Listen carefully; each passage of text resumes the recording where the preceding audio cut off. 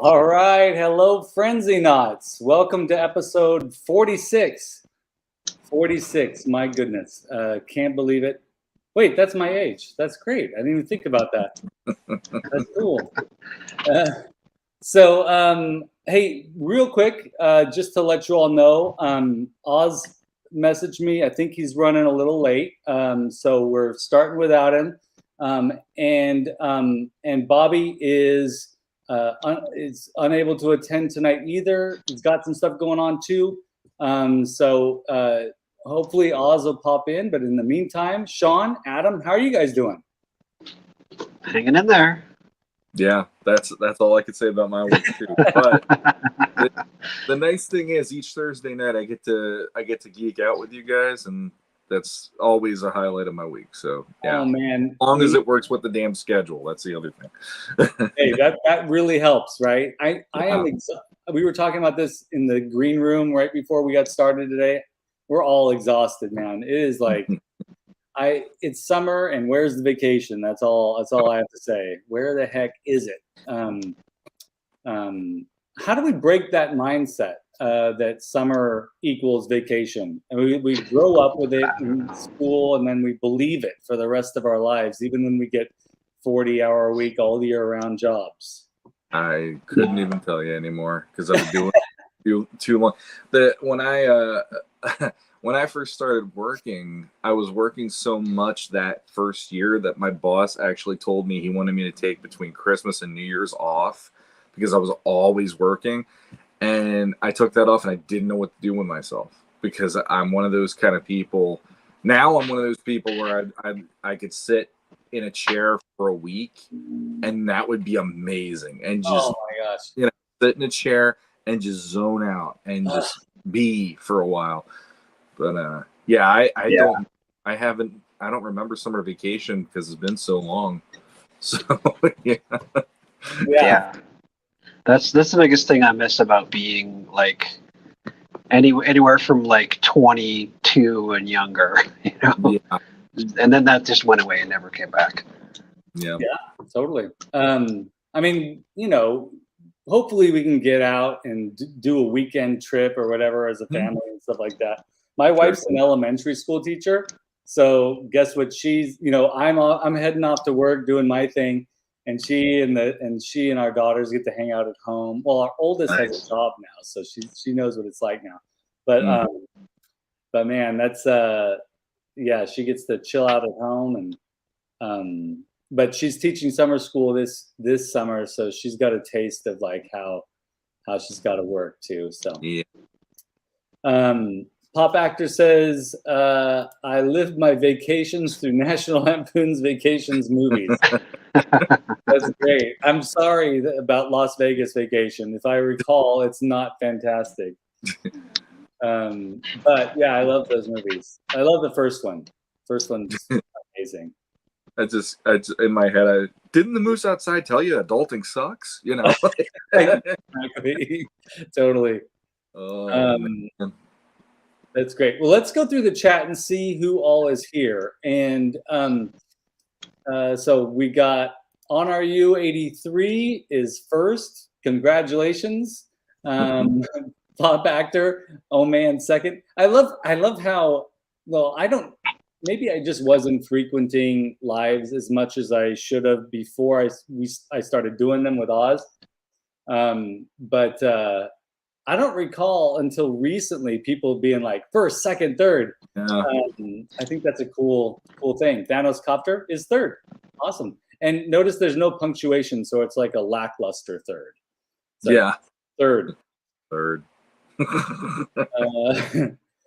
And we got Duchess of Darkness fourth. Great to see it. Well, got a smiley face emoji for that one. That's good.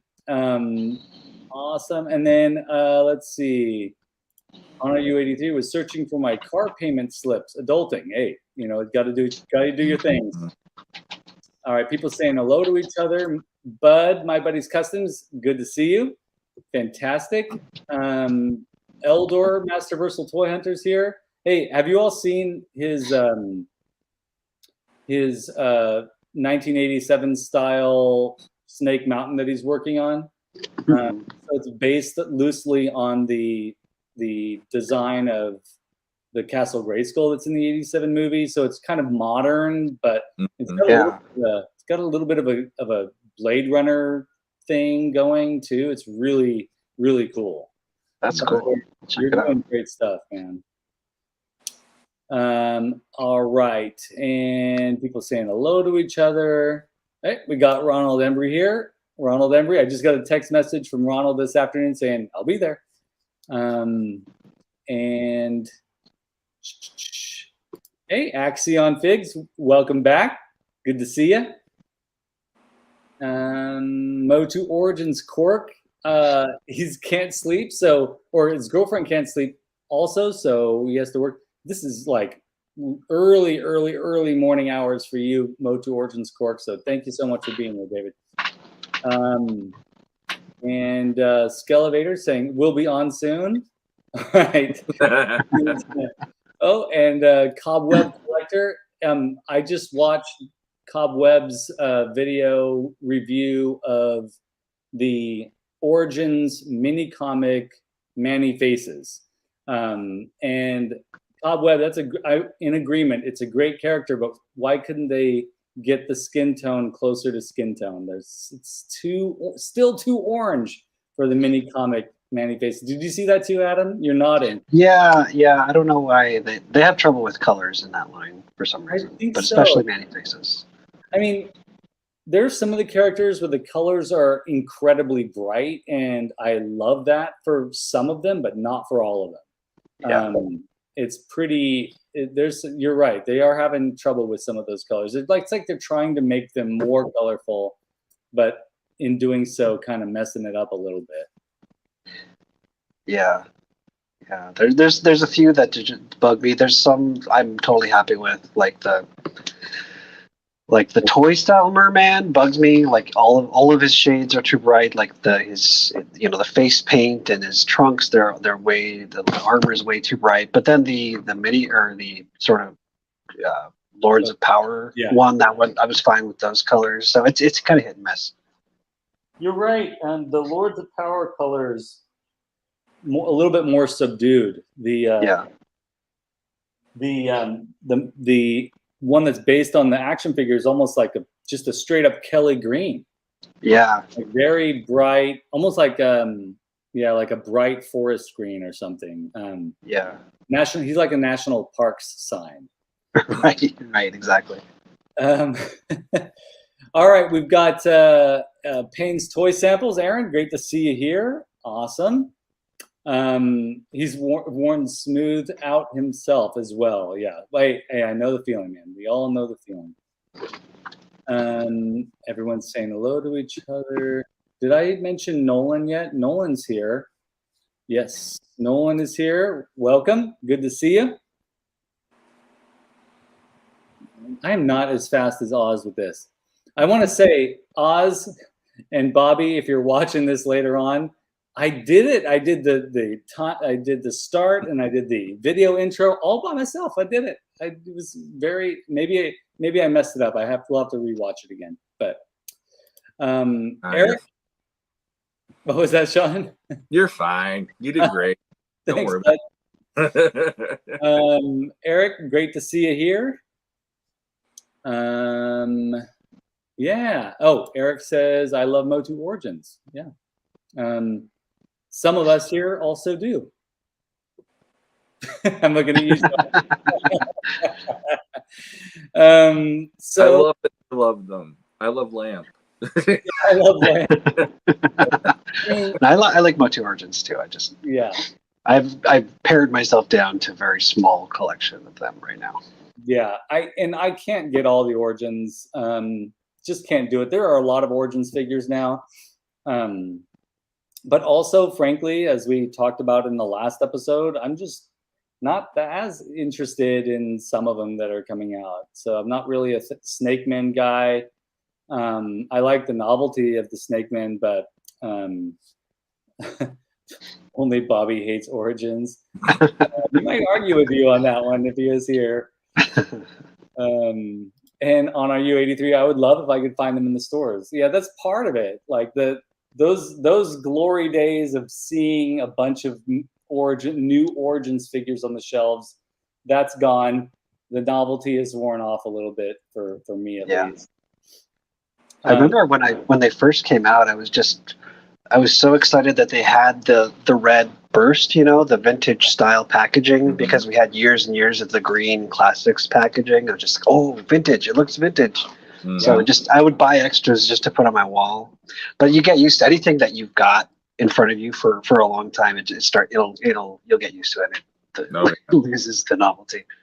That's true. That's true. I mean, Shawn, as a not Origins collector, did you ever run into Wave 1 in the stores when they first hit and see it on the shelf and have a feeling? Yeah. I mean, automatic nostalgia when you see that card back, no matter what you do.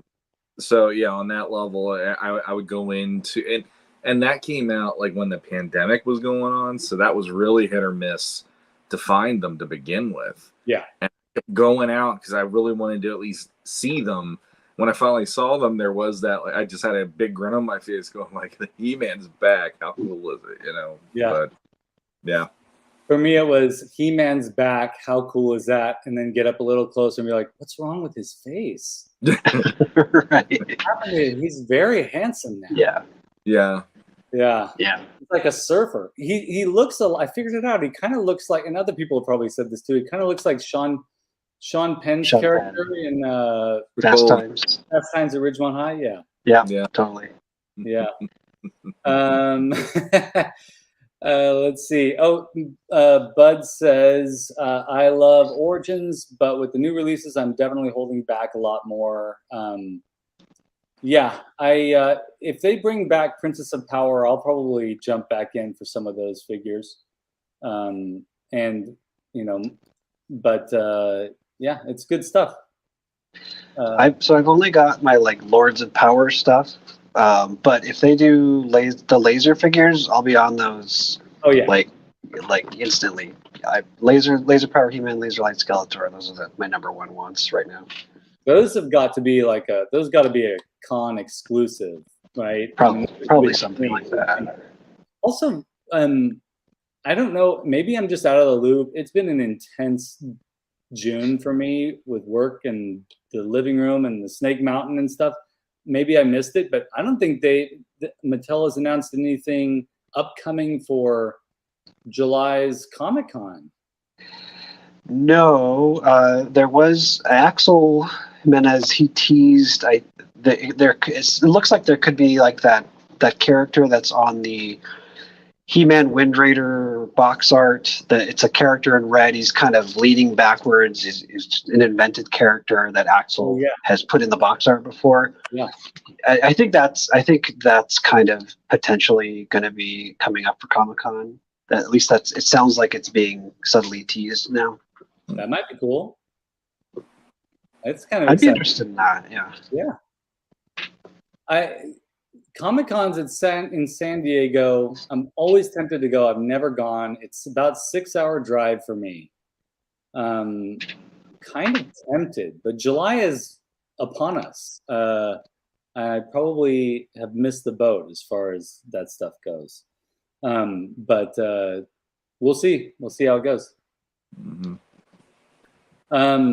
So what we usually do at this stage in the Toy Frenzy episode, did you guys pick anything up this week? Did you get anything exciting in the mail or from a store or something?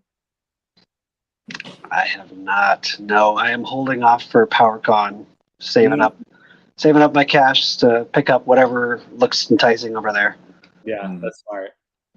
Yeah, I did the pre-order on Mondo Skeletor, so I did that, but that's not going to be here probably until, last time they did Deluxe He-Man, it was like the end of the year, beginning of the new one, so maybe, within 6-7 months should be here.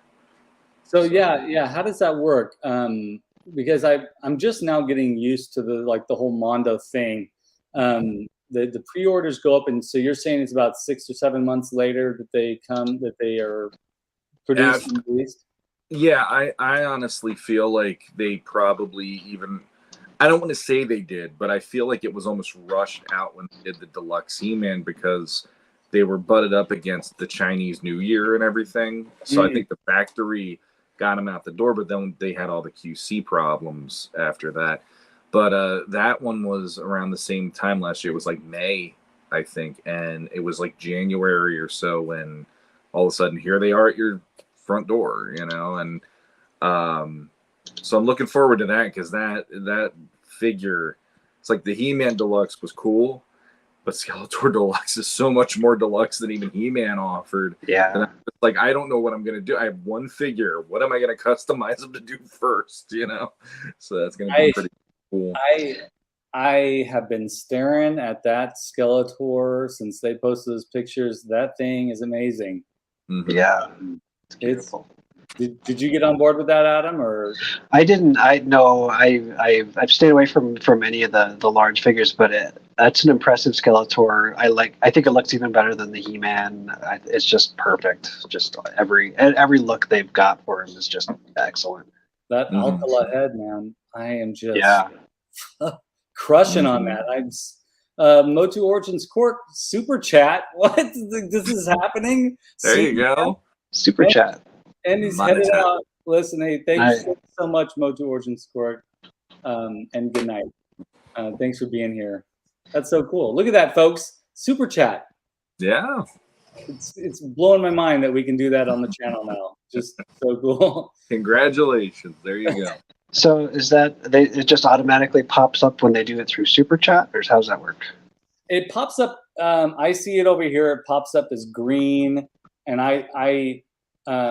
okay, so this is my first time seeing it. It pops up as green. So then I guess I choose then to.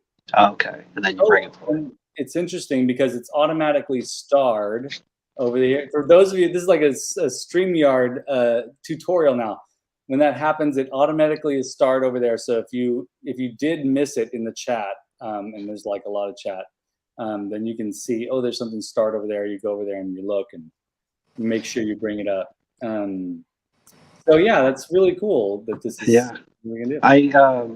I watched, there was a few weeks back, Battle Armor Dad did an interview with Emiliano Santalucia. Yeah. He's doing the designs on these Mondo figures. So he talked about, picking up the influences from the Mark Taylor designs and, some other, comic books and other influences. It's really cool.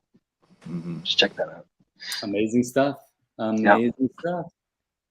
That Beast Man, I'm like having dreams about him. That takes me all the way back to my childhood. I probably mentioned that on the show, but I used to dream about like the colors of Beast Man and having a Beast Man costume and getting the Beast Man action figure, and like he just was and probably just because I never could ever find him in the stores.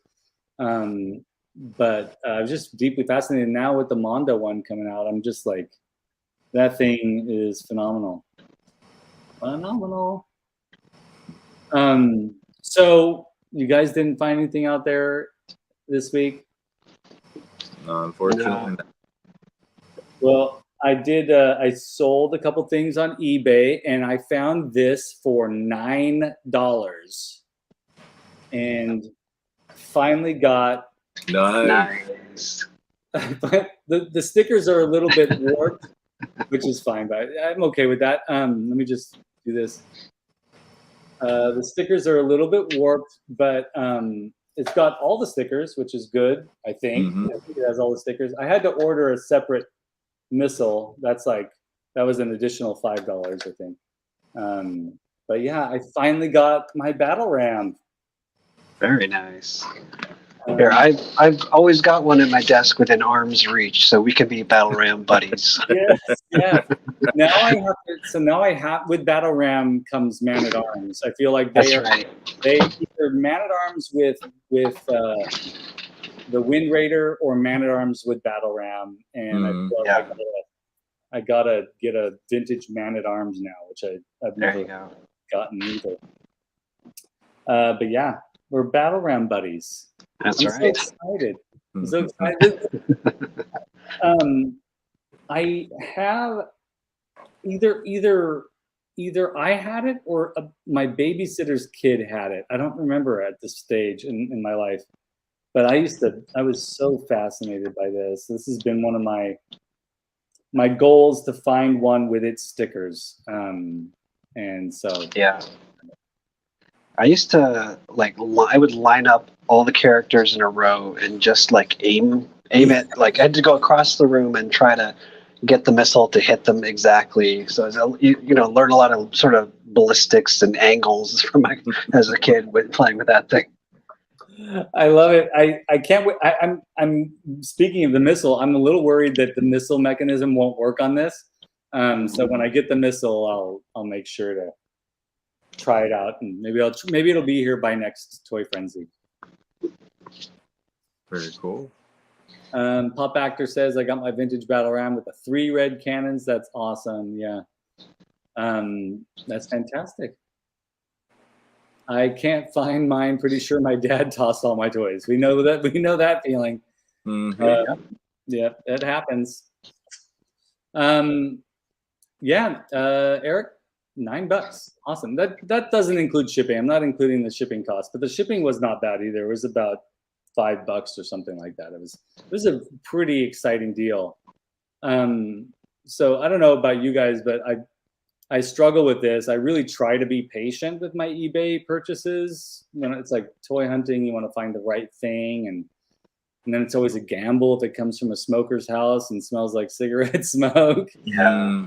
But I found like if you have a bigger list of wants, then you don't have to. If you're just obsessing over 1 or 2 things, then you're probably going to end up overpaying. But if you've got a list of like 10, 20 things, then you can just kind of sit and wait for one of those is going to be cheap eventually, and you just jump on whichever one's cheap. That's right. That's right. And sometimes if you have things on your watch list, you'll get an offer out of the blue. It's surprising, and I love those moments. I'm like, oh, that's great. I'm going to do that. Mm-hmm. Yeah. So, Eric says, I would just look over all my MOTU toys so much. The designs are so different from any other toys at the time. Eric, you are preaching to the choir, bud. We all feel that way. In fact, I was when Shawn was talking about his idea of vacation being just sitting in a chair, like that just sounds ideal. Sitting in a chair, looking at vintage Masters of the Universe toys sounds like heaven to me. Oh yeah. And yeah, so one thing I do want to just quickly show, if people watching haven't seen it yet, I did finish the Snake Mountain build that I've been working on. This is I've already posted this on social media, so folks watching have probably already seen it. But this is shipping out. I'm not shipping out. I'm driving it 2 hours away from where I live to the guy that commissioned this Sunday, and then it'll be gone. But I feel like I did all right with this. I'm pretty proud of it, and I'm already missing it. I'm already missing the coming home from work, looking at it, seeing if there's anything I can do in the few minutes before dinner, and then working on it on the weekend. This is my last weekend working on it, so I'm terrified of this weekend without having to go out there and work on it. Oh gosh, that's right, bud. I have to do that. I have to take the Electric Mayhem out to Snake Mountain. I'll do that. I will do that. Before I send it off. You got to share those photos. I got to see that. Yeah, I will. We talked about that in an earlier episode. Thank you, bud, for the reminder. I almost forgot. Yeah. Thanos Copter is also from the Central Valley here in California, and he knows it's going to be 111 tomorrow. Apparently, I haven't checked today yet, but I think it's going to be 111 tomorrow. And so Sundays, no, not tomorrow, Saturday. And Sunday is going to be even hotter, I think. So, yeah, I won't. Thank goodness I use materials that will not melt. The resin is a little soft. It's taking a very long time to harden because of the heat. But the rest of it's in good shape. Yeah, it looks great. This is the first custom I've seen that uses that Filmation green color, and I think it works really well. Usually, people do it in purple or grays and purples, but it's a nice color. Thank you. Well, we'll talk about that in a second. Just say hello to JMax77. Thanks for being here. But yeah, I want to thank you, Adam, because folks, you don't know this, but behind the scenes, Adam sent me a ton of reference photos that exhibited all the different shades of this one particular color, which is a really hard color to accomplish. But I'm very lucky that I found a spray paint. You see it in the video. I found Bear, and it's called Black Forest or something like that. And it was a little bit pricier than other spray paints, but a very high quality spray paint. And I bought one spray can because I was afraid, the color on the cap is not white. I bought one, brought it home, tried it out on a piece of white foam board, and sure enough, it's pretty darn close to the Filmation color. So that worked out.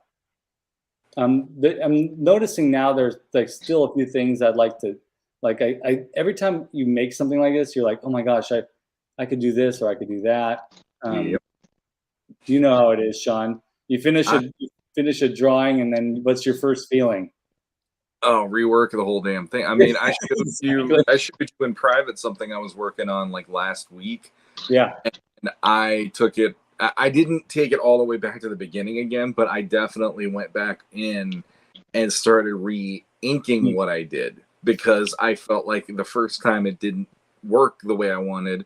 The second time it's working better, but here I am re-inking it again. Yeah. After how long it's been taking me, but I do not have even the cojones to do what you did. I drew pictures for people, and that was enough to stress me out, because for me at least, I already deal with a job where there's subjectivity and you're dealing with trying to make people happy there, and then to also do it with art, it also freaks me out now, because I just can't do it. If I have people from all angles doing that to me, it's I just want to shut down after a certain point. And looking at what you did, it's that's way above it and beyond anything I've ever attempted. And you did it so beautifully. Nothing but mad props about this. This is amazing. I really appreciate that. That's sweet. The feeling of terror in building something three-dimensional is the same feeling of terror when you're building something two-dimensional, because the only difference, I think, and I'm not an experienced digital artist at all. I mean, the extent of my digital expertise is maybe making thumbnails for this show every once in a while, but our oldest daughter, she uses the computer to paint. She has a paint program. I don't remember the name of it. It's amazing to watch how she can create those layers and eliminate layers. Yep. And in so many ways, when you're making, I have experience making oil paintings, and I have experience making sculpture. And when you're making oil, it takes a while for it to dry. When you're making sculpture, you have to chip away at it if you've placed something somewhere that you don't want it to be. Yeah. So it is really terrifying. I feel like this one was successful only because of the 4 previous builds, where I've found ways to improve. One little secret for those of you who are watching and you want to do something like this and you decide to use the same materials that I use, if you go back and watch my videos, something I didn't, one little secret I did not share. I almost shared it on Mega J's show on Tuesday night, but I didn't do it. But I'll share it here. If you're using plaster of Paris, when you add water to the powdered plaster, add a little Mod Podge matte like the clear matte mixing medium is what I'm for, into it, like 2 or 3 teaspoons of that into the plaster of Paris with the water. When you're squishing the plaster and you're mixing the water in and you're getting it all goopy and you're getting all the powder soaked in with the water, it'll get a little bit stickier than normal in your hands. But once you get past that sticky stage and you put it on there and it hardens, it's remarkably tough. I was really stoked that I tried that as an experiment and it worked on this one. So this play set you can actually play with. You can actually stomp your characters around on it. So except for maybe the bridge. I think Manny, if you're watching this, be careful stomping your figures across the bridge. But it's secure with some industrial strength glue, but it's a flexible bridge. So I feel like if you have something like this, you're going to need like some custom vehicles to go along with it, like the collector or the basher or something like that. Yeah, totally. And I've seen some people 3D printing those, and they're phenomenal. Yeah, that's cool. You could park it right in that bottom tunnel, the cave down at the bottom there. Yeah, totally. And on the other side, I haven't shown the backside, but if folks want to watch the videos, it shows the interior. There's like underneath the demon head, there's like a level right here under his chin. And then underneath that, where the stairwell is, like, I guess that would be like the belly area of the giant demon head. There's a huge room, like a throne, like I could put, I put Snoke's throne that, came out with the Snoke figure in there, and Skeletor can sit right on that, and it's a nice big space. You could park a land shark or a Roton or a collector. Yeah. Yeah. I think my favorite part, and I'm still looking at it, and every time I look at this photo and every time I see the videos, there's always like, I'm amazed by that, then but that, and it's like, my eye goes all over the place with all this stuff. But I think the thing that my eye goes to every time is that demon head in the mountain there. And that is probably my favorite look of that, because it literally looks menacing. It doesn't look like it should have been a Muppet. It looks like this is a Muppet if it went to hell and made a deal with Satan to come back. Like, this is that version. And it's so much more, all of it. The atmosphere you created with this is definitely sinister and majestic at the same time. So you knocked it out of the park. Simple as that. And the rocks too, just the way they're edged. It looks like it's chipped out of obsidian or something like that. Exactly. Yeah. Yeah. Thank you. That's the hot wire cutter. Okay. Revealed. You use that insulation foam. It's real tough, but the hot wire cutter goes right through it, and you can create these like shapes in there.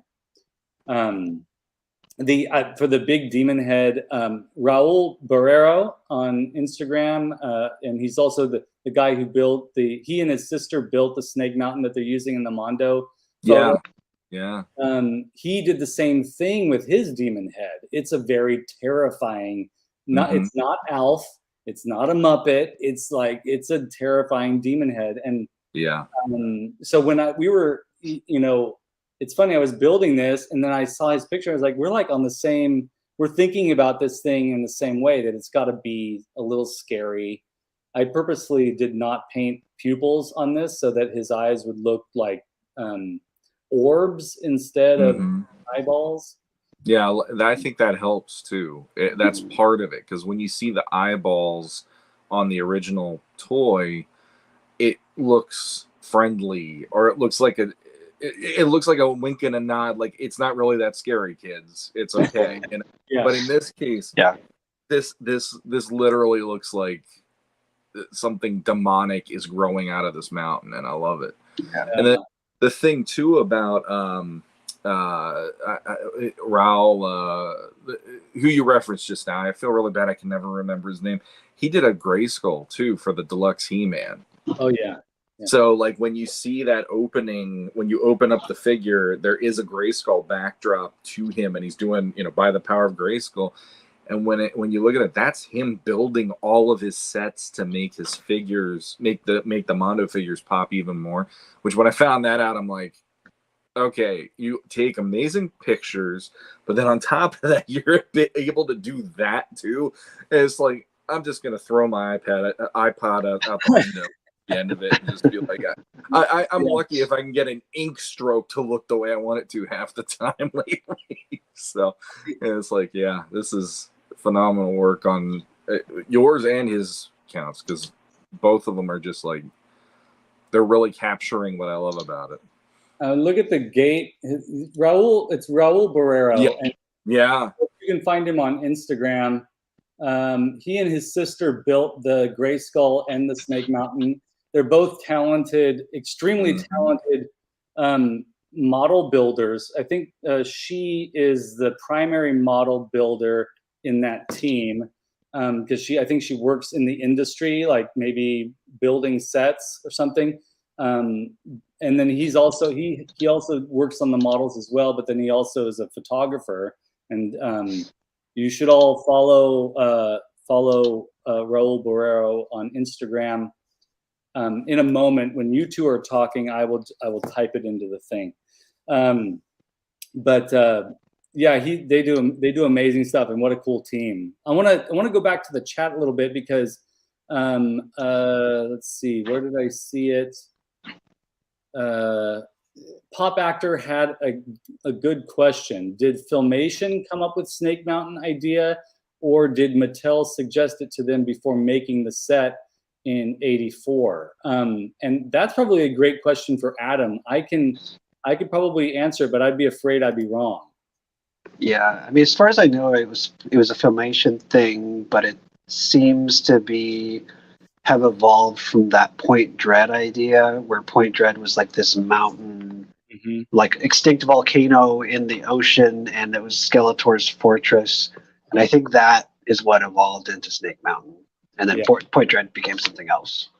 And I'm wondering if you remember that jungle play set that we talked about in our I'm wondering if they were like, okay, let's just make that work as Snake Mountain. I think so, yeah, because it's the exact same layout. I think they basically, we did the work to make this playset. Let's just redeco it for Snake Mountain, and that's what they did. Yeah, that makes a lot of sense.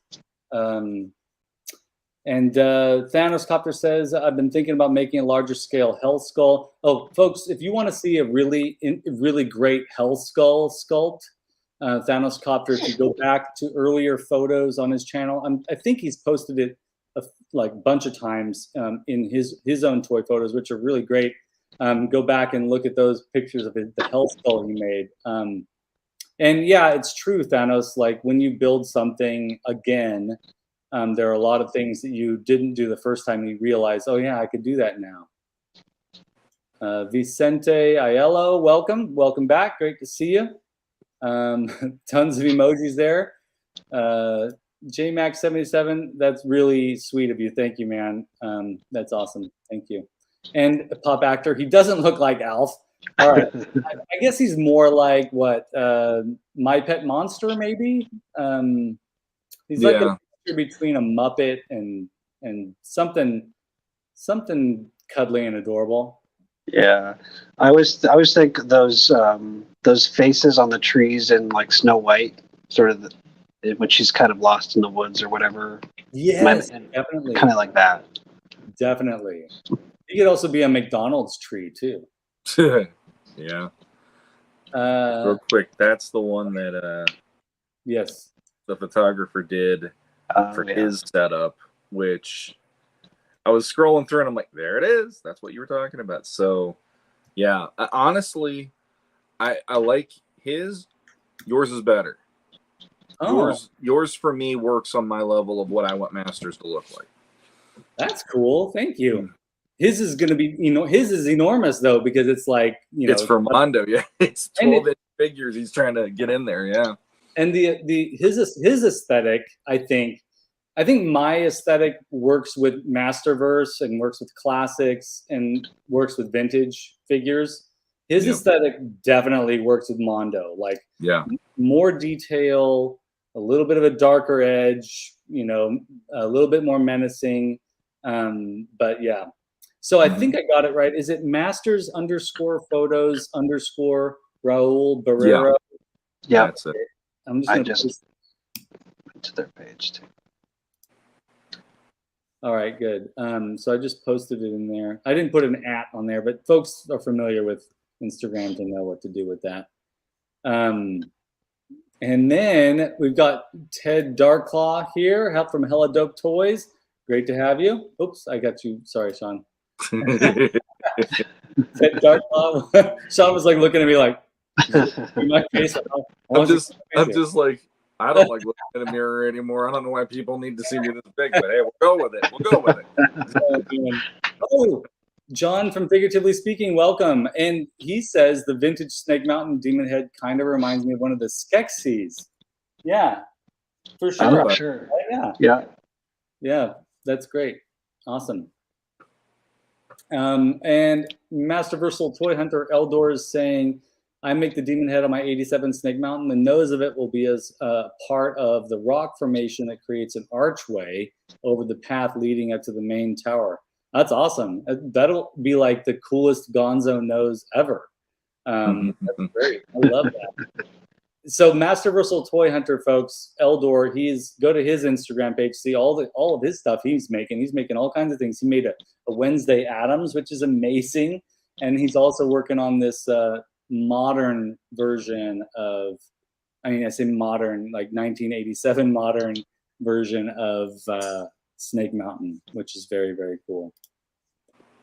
The here we go. Adam, you're getting all kinds of questions here. I mean, what does the evil face represent? I've never seen any information on that. Yeah, shoot. I'd have to. I think that it might say something in like the. I might just be hallucinating this. Like the UK comics, it might have mentioned something about that. See, I can't remember anything. That's why I blog about it so I can recall it later. There's probably I don't recall ever seeing anything. But there could possibly be something in the character guide and world compendium that Dark Horse. Yeah, that one's pretty darn comprehensive. Yes, it was. There could be something in there, but I don't recall any information on that. Well, so so the UK comics, they often would try to harmonize contradictions or different canons. So one episode, they try to say basically like the Filmation version was the older, how it originally looked, but then Skeletor, let's see, when he was fighting against the forces of Hordak, he upgraded Snake Mountain with a weird looking shapes. The first design didn't offer him enough protection. So that was their way of sort of retconning why does the toy look different? I don't know.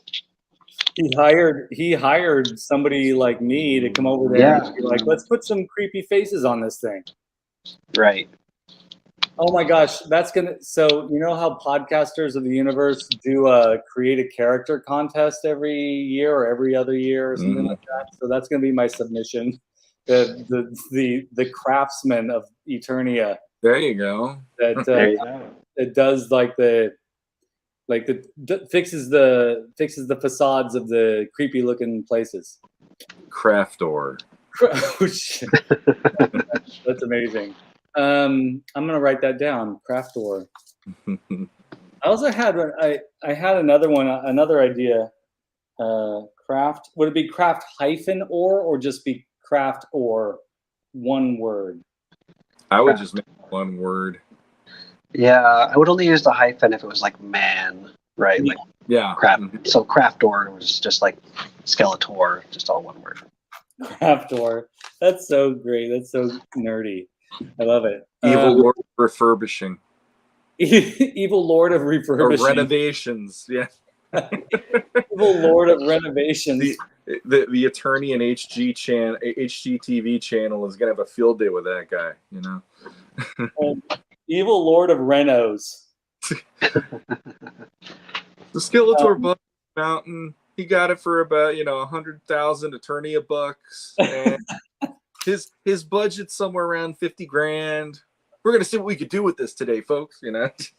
I can see that as like a Robot Chicken sketch now. That's the weirdest part. The more that I'm thinking, it's like it gets into, because I've watched enough of those refurb shows on HGTV, thanks to my wife, that it makes me go, this would be hysterical to do that for the Royal Palace, for Snake Mountain. Yeah.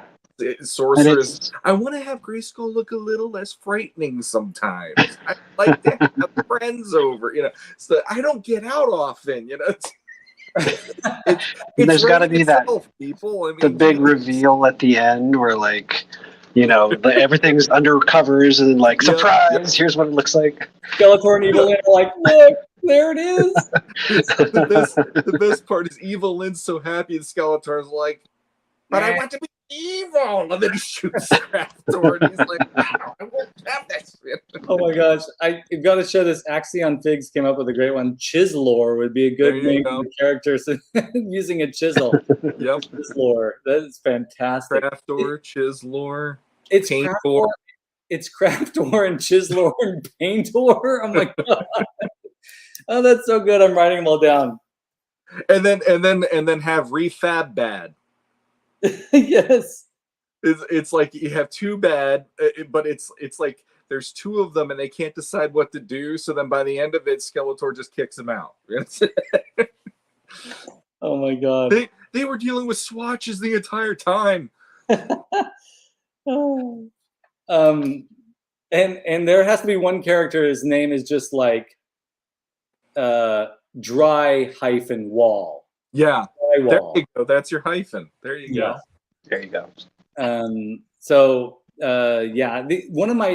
I did this contest a while back, and I was like really gunning for it. And the premise of the contest was that you come with a creative plan for something that you could pursue as a job, essentially. Like you get awarded a certain amount of money and you start a business. My idea was renovating people's toy rooms to be in like 3-dimensional environments. I mean, a toy room is a 3-dimensional environment, but more like a little theme park in your house, based on your toys and your toy collections. And now that I know how to do drywall with my living room, I'm ready to go. I can do this. Folks. If you want me to renovate your room, let me know. I'll come out there and do it. I'll become Craftor, Chislor, and Paintor. I'll tell you what. Carpentor. Carpentor. We forgot Carpentor. That's right. Plum ore right there. It all works. When I was a kid in the 80s, it was around the time when the Battle Armor He-Man wave was out. I was at the mall and they had a setup at the mall that was a big dio, 3D, you saw that? all different sides and all of the figures showing them. You saw that? I saw that when I was a kid, and I just kept walking around it for at least an hour, soaking it all in. And all I keep thinking now that you said that is how amazing it would be to do an entire wall like that, and then you have your figures you could put into it, but you're building the environment. Like you could have a Snake Mountain side, you can have the Grayskull side, you can have the Palace side. I remember that. My mom, I don't know if she'll have them. I'll have to ask her, but we took photos and everything. There is a couple of video walkthroughs that you can find on YouTube. I watched them like 200 times when I first found them. I'm so jealous that you got to see that in person. That's amazing. It was when we were still in Baltimore. It was if I remember right, it was the Golden Ring Mall in Baltimore, and it was just, I mean, it was gorgeous. And if I remember right, they had people dressed up. There was a He-Man, a Skeletor, and a Hordak, because that was around the time the Evil Horde hit. So like one section was all the Evil Horde, and I didn't even see those figures yet. Like they were just hitting the toy store. So I'm sitting there and I'm salivating knowing that there's more He-Man stuff coming out. But then to see the other stuff and how it was done, it was like a 3D version of those posters with all the characters on it coming down from Grayskull or whatever from like Burger King back in the 80s and stuff. Yep. It was gorgeous. And it's like, I'd be like, if you could do that in the toy room, the wall, I'd be thrilled. That would be like a dream at this point to have something awesome like that. Your basement is my canvas, Shawn. There you go. Have a cot for me down there to I'll have to live there for about a month. Yeah, true. But yeah. If I hit Powerball, we're bringing you out here and we're doing this. All right, that's great. Only problem with Powerball is that you got to play. Yeah, that's true. Yeah, and you have to expect to lose. I guess I got to start a new habit. That's what I'm trying to say. There you right. go. Well, the theme for tonight is not for me to show off Snake Mountain. I'm done with that. I feel I'm really fortunate that you all like it. Like everybody in the chat, and Adam and Shawn and Oz showed up with me on Mega J's show on Tuesday night, and we talked about it there too. And Bobby has voiced his opinion via Instagram, and you know, just the fact that our toy family here all approve of it, I'm happy. Like, I couldn't be happier. I'm on cloud 9 with that thing. So thank you all so much for liking it. Absolutely. The theme of today's episode is glow. So here's the deal. Adam and I found some pictures. It's not a lot of pictures, folks. Oz mentioned that he had a bunch of photos to show too, but of course he can't make it tonight. So this could be a short discussion, or maybe we can make it into a long discussion, but we do have, and Shawn, I know you're going to come up with stuff too. But Adam sent me over some photos, and I selected a few things.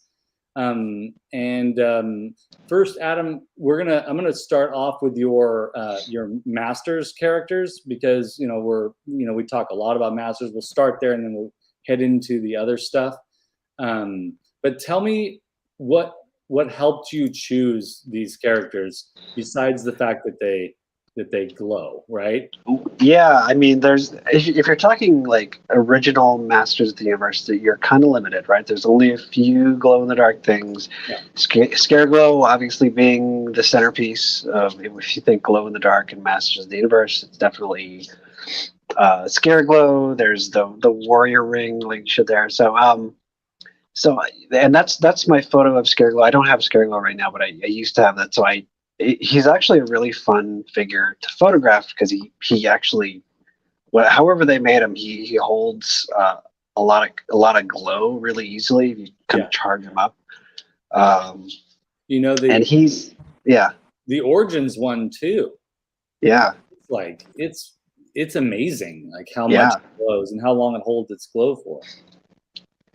Yeah, and it's kind of if you I mean, there's a lot of creepy MOTU characters, especially in the Evil Horde, but he's like, if you're thinking of like, is there a character in He-Man that embodies Halloween, it's Scareglow, right? He's just and he reminds me of the Karate Kid, the bully Karate kids who go around in those skeleton costumes. Totally. It's basically the bones painted on top of a black costumes. Yeah.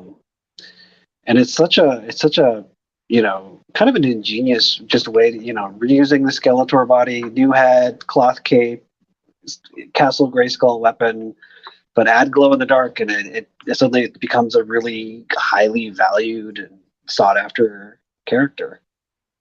Yeah. So Pop Actor mentions, for me, Scareglow is Skeletor in death, and that's interesting because remember the smartly worded packaging description. I can't remember.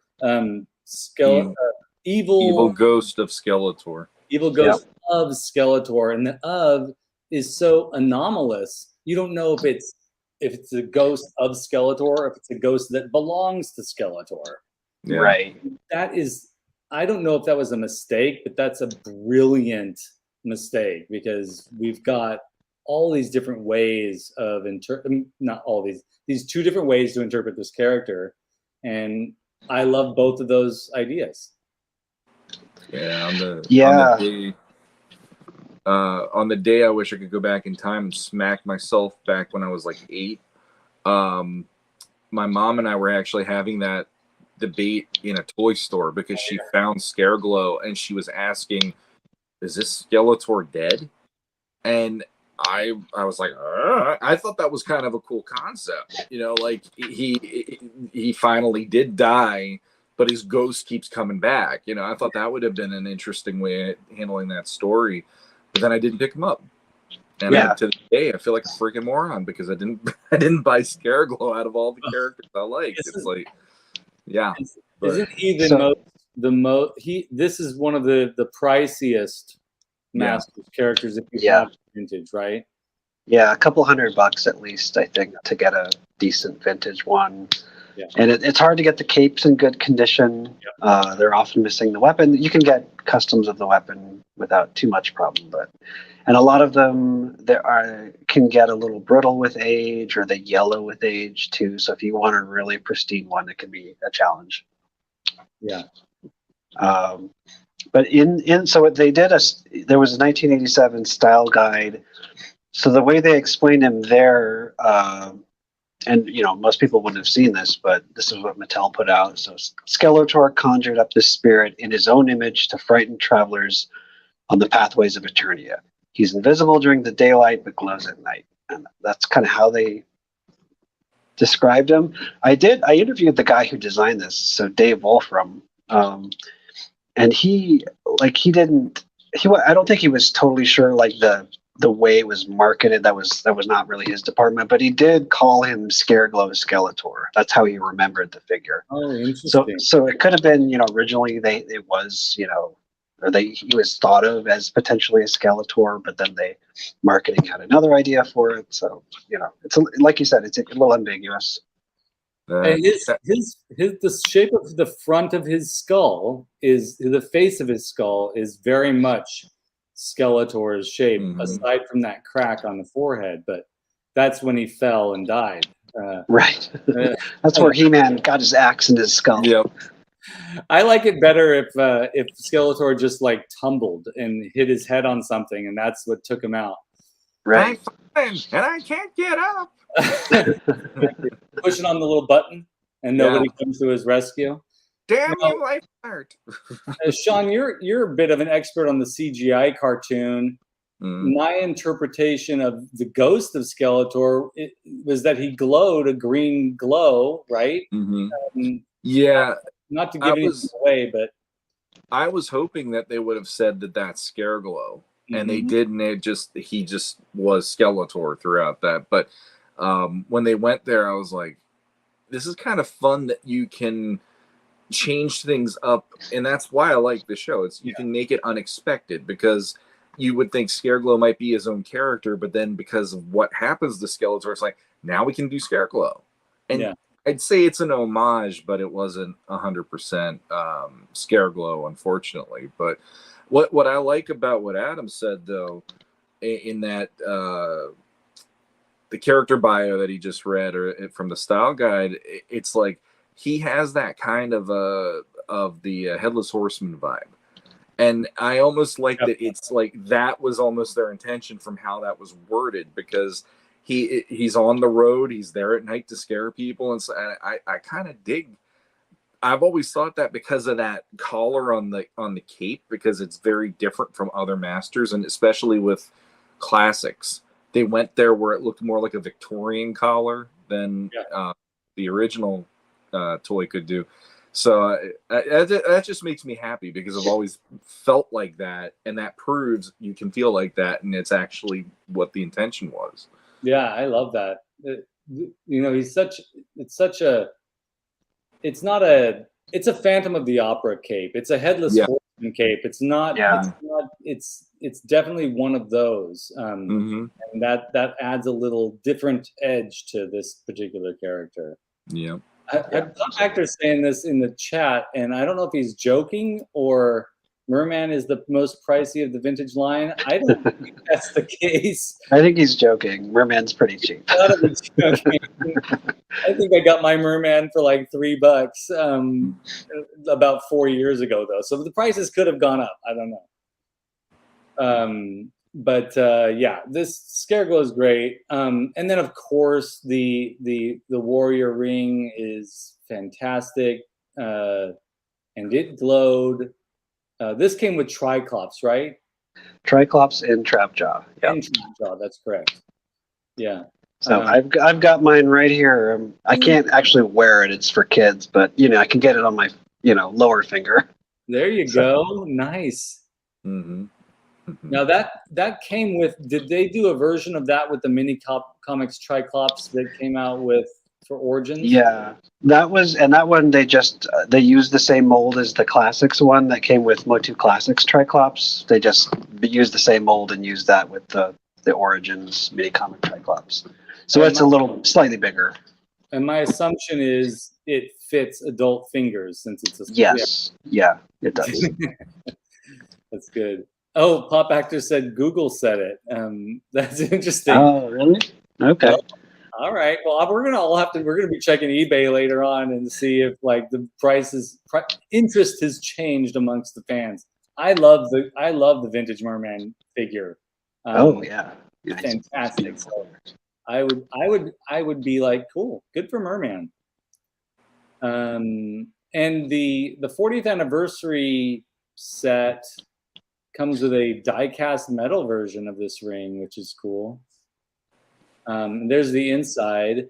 I think I had this ring as a kid, and I remember feeling like the compartment didn't really hold much of anything. You couldn't really put much of anything in there. Yeah. I had this as a kid, and I would just tear off like a tiny scrap of paper, write something on it, fold it up a couple of times, and squish it in there. But that's all you could really do. Casting spells. Let's see. We got Night One here joining us. Good to see you, Night One. The new Skeleton Warriors and Origins will go perfect with Scare Glow. Absolutely. Mm-hmm. Yeah, for sure. Definitely. All right, and then the glorious, and this is going to be embarrassing. I had no idea that the Evelyn wand glowed until I was an adult, and so my entire childhood I didn't know that was part of her play feature. I didn't know that either.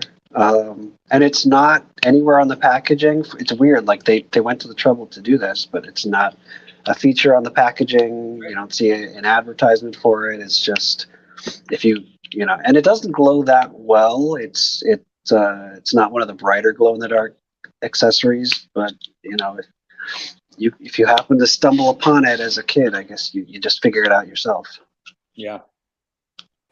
Allison Troy says, I kept glitter in her ring and then dump it in people's desks. That's perfect. I can picture a little Allison Troy going around and being like, okay, nice. That's kind of perfect. That's the that you can mess with people that way if you put glitter in that ring. Put ants in there or something. There you go. And she also said hers still glows in the dark after all these years. That's awesome. That's great. I haven't checked my Evelyn wand to see if it glows. I'll have to do that after tonight's show. And the Origins one does not glow. No. I think they did one of the MOTU classics, like the 2000X version. She had like the top of it glowed. Oh, that's cool. Pretty sure. Yeah. Pretty sure it does. It's the same material as glow in the dark material, at least, but I've never actually tried it because it's like Scare Glow's the main event when you turn off the lights typically. So I completely forget about that with Lynn. Welcome to it, Radical Toys. Thanks for being here. And Pop Actor says, I never noticed the Lynn to glow. Yeah, we were just talking about that. It's true. Radical Toys saying, yes, her staff glows. Yes. All right, the next one on your list is this gem of a figure. Oh, man. Yeah. So and I've got mine here too. So he's, I don't know, there's not a lot of glow in the dark in the New Adventures 2, but he's one that does have glow in the dark. He's got a lot of visual stuff. A lot of people probably think he's ugly. I personally, I think he's ugly too, but I love the figure anyway. But it does add a nice sort of look. It basically looks kind of like this evil skull floating by itself if you turn out the lights. So it's a fun extra feature. Yeah, that's so true. This guy, I call him Escape from Brain Surgery Skeletor. Right. Yeah. Yeah. The face on this, I love the face. I love that there are 1, 2, 3, 4 skull faces on this one character. That's insane to me. Yeah. So many of these New Adventures figure designs are completely bonkers. And they are. I love it. Yeah. And the same guy who designed Scareglow also designed this one. Oh, really? Yeah. He designed all of the New Adventures Skeletors plus most of the bad guys. Nolan says Skater Skeletor. Totally. He's going to go rip it up, man. Mm-hmm. Night One saying, first time I've ever seen that Skeletor. Well, that's great, right? Battleblade Skeletor. There you go. Now you know. And as they say in the G.I. Joe commercials, knowing is half the battle. Do you think this one, I've never been able to find this one on eBay. What's the deal with this figure? Why is it so hard to find? He was one of the last ones for New Adventures. You can get him though. You just have to put out an alert for Battleblade Skeletor on eBay. Yeah. A couple of times a year they'll pop up. They're not crazy expensive. You should be able to get a loose one for maybe $60 ish. It can be hard to get all the stuff. Like he's got a copper shield. The shield also has a skull on it, by the way. And awesome. And the axe has a skull, so he's decked out. He is so stylish. Yeah. Like he's like a kid who won a surf shop gift certificate, and he just got all the fluorescent stuff that he could find. Yeah, exactly. Skater Skeletor, yeah, that's good for him. Yeah. The only thing I don't like is the hair. I feel like that's the one step too far for this guy. Like, he shows the back. That's right. Yeah, he's got this black hair, and I feel like the Skeletor doesn't need to have hair. It's gross. It's gross. Yeah, I love it. Yeah, that is going too far. What the heck? Why would they put hair on it? Like, that's just creepy. Yeah. No, I love this guy so much. I'm glad I had forgotten that he glowed, that front part of him glowed. So that's great. Next on the list, of course, we've got what are they called again? I'm forgetting this. Sucker. What is it? I forget what they're called. Sucker Man. Yeah, Sucker Man. That's right. And the glow in the dark one's great. I never had one of these as a kid, but I had a friend who had one of these. Yeah, I didn't have one either. I just think it's like kind of a junky looking toy, but it looks like it'd be just a lot of fun. You could put it on your window; it'll glow at night. It seems like a fun toy. Totally. Yeah.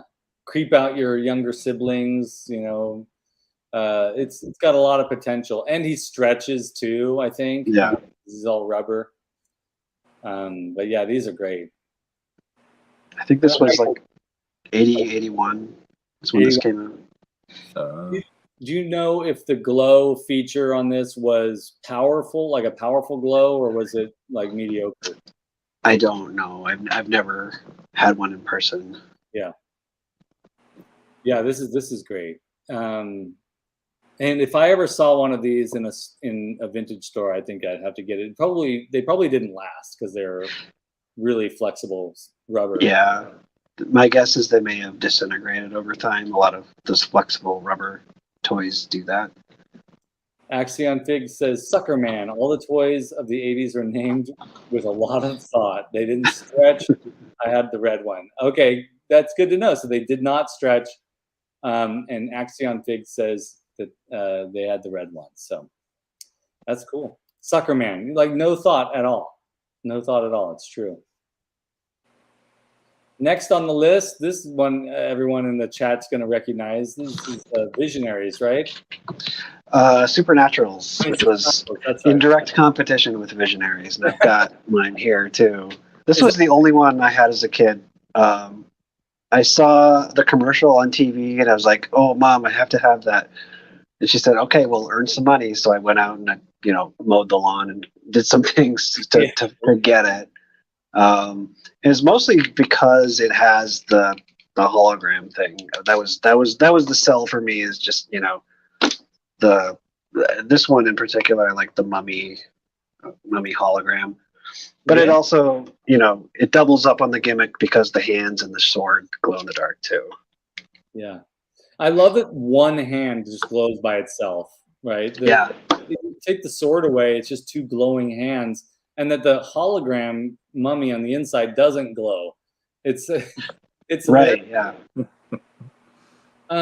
So these figures, I don't remember if I had a Visionaries or if I had one of these. But I remember looking at the hologram and thinking, how the heck did they do that? It looks three-dimensional, like they took a photograph of a real sculpt and then gave it the 3D illusion. Yeah. Yeah, I think they do base them on, like, they'll have a physical object and there's a couple of different angles that they photograph them from, and then somehow they're put together in the hologram, so you can kind of gives you that illusion of 3D-ness. Yeah, that's cool. That's really cool. Mm-hmm. Shawn, did you ever have any of these? No.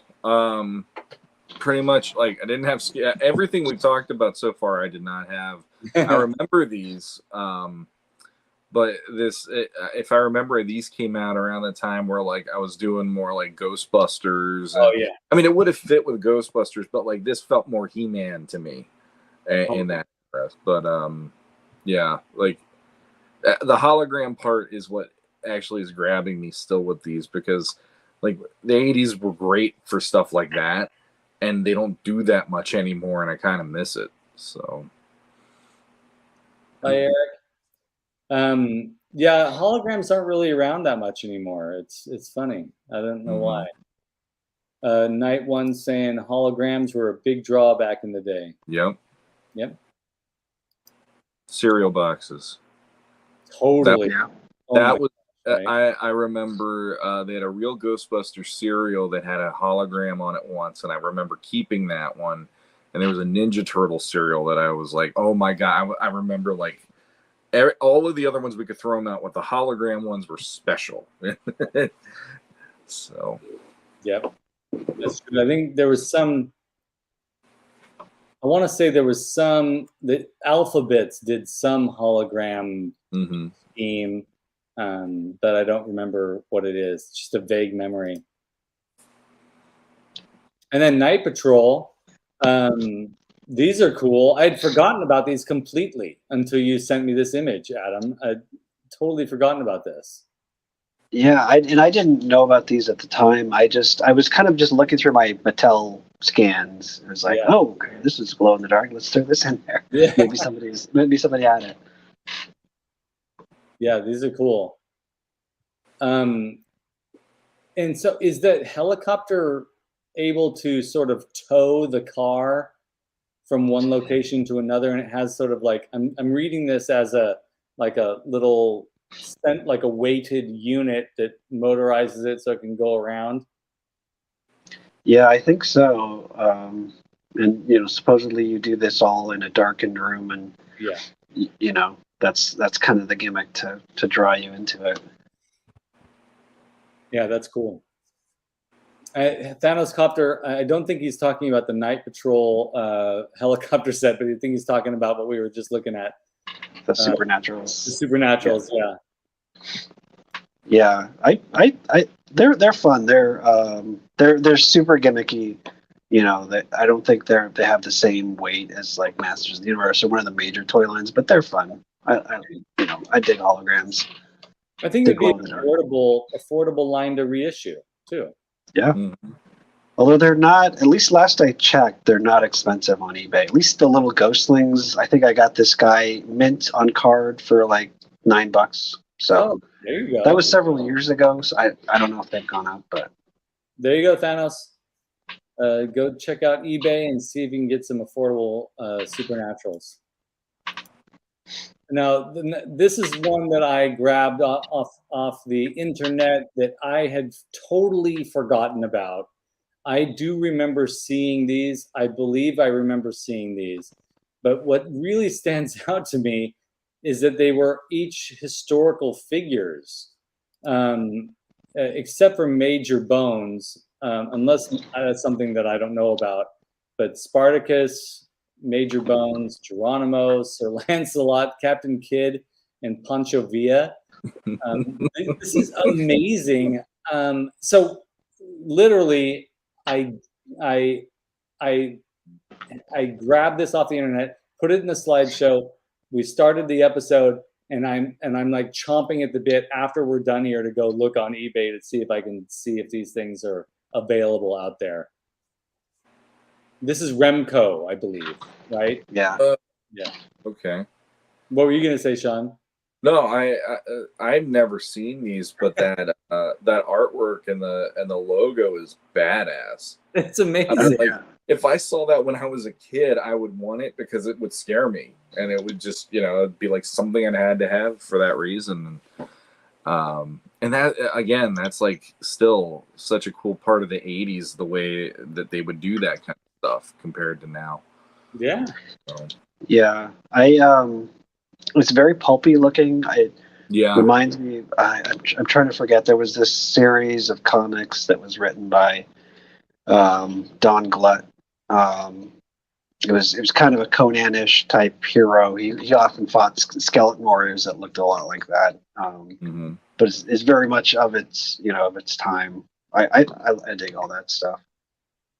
Oops, I thought I forgot to put the other picture in, but there are pictures online of these figures standing all next to one another, and they glow in the dark. So they're very cool. Yeah, they remind me very much of the artwork reminds me of those older comics, but then also they look just like the straight out of a Ray Harryhausen, stop motion scene. These are fantastic. I think this made my list of things to try and find down the line. How big were they originally? They stood 5.5 inches. Wow, really? Yeah, okay. so you have them next to your Masters of the Universe figures. That would have been awesome. Yeah. Pop actor Major Bones made me laugh.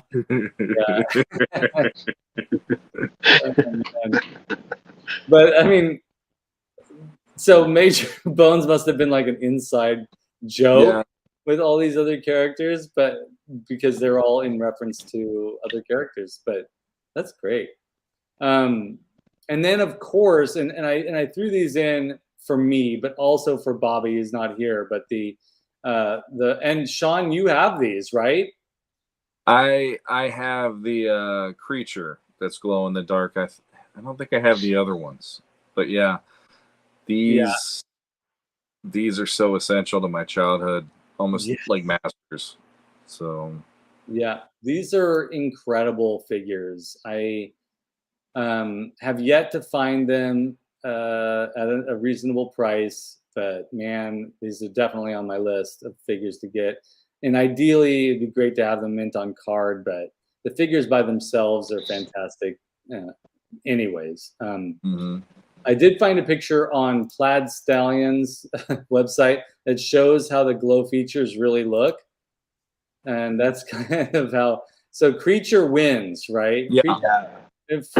Creature always wins, but look at the glow feature on the other characters' faces. Creature's like a one-man rave.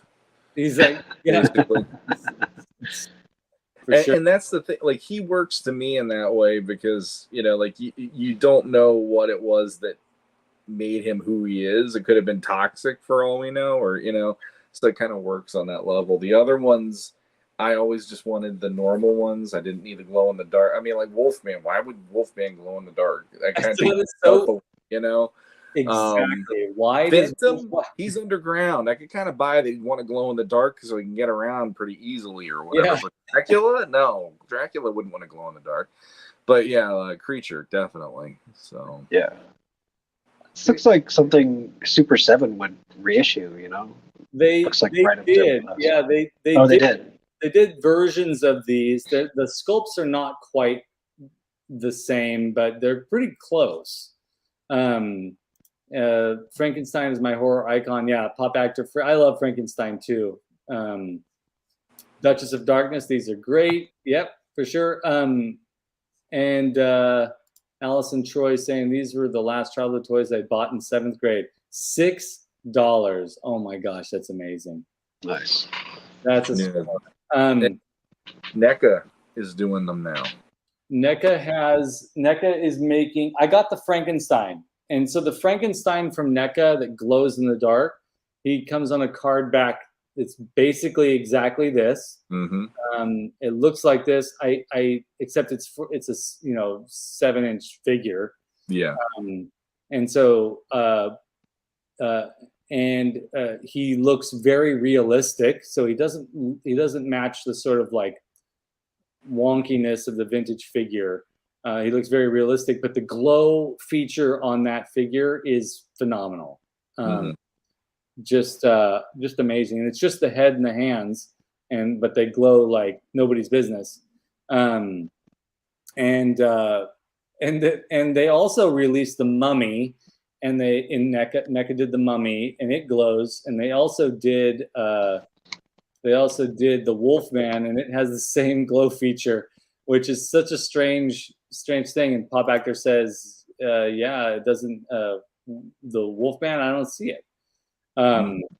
It makes sense that Frankenstein would be glowing from the electricity, right? Mm-hmm. Yeah. Plus, he's got that greenish skin, which works with the glow in the dark plastic. Yeah. But yeah, NECA's putting them out. NECA just. I haven't gone back to check because I was waiting on payday, but NECA came out with a glow-in-the-dark creature from the Black Lagoon. I probably missed the boat on it because it's a Comic-Con exclusive, but it's beautiful. I should have grabbed a picture for today, but I just picked vintage photos. Mm-hmm. Yeah, I think Phantom was the only one I never got when I was a kid. I had all the other ones though. Yeah, they're all so beautiful. I mean, I know it's weird to say beautiful for these, but like these are beauties. Yeah. I do love that creature. He's great. So go ahead. Sorry. Go ahead, Shawn. Oh, I was just getting for the size. These were very highly detailed.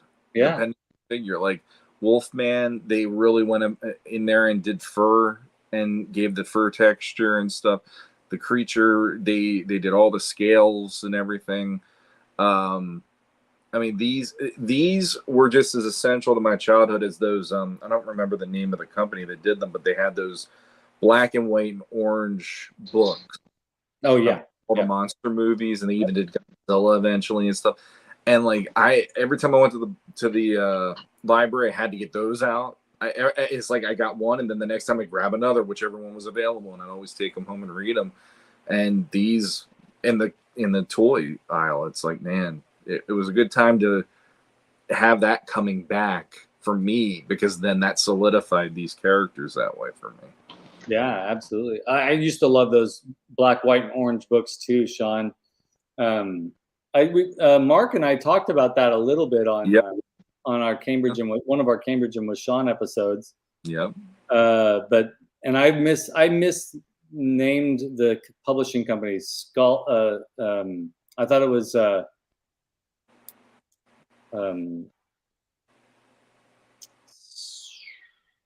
what is that? Skull.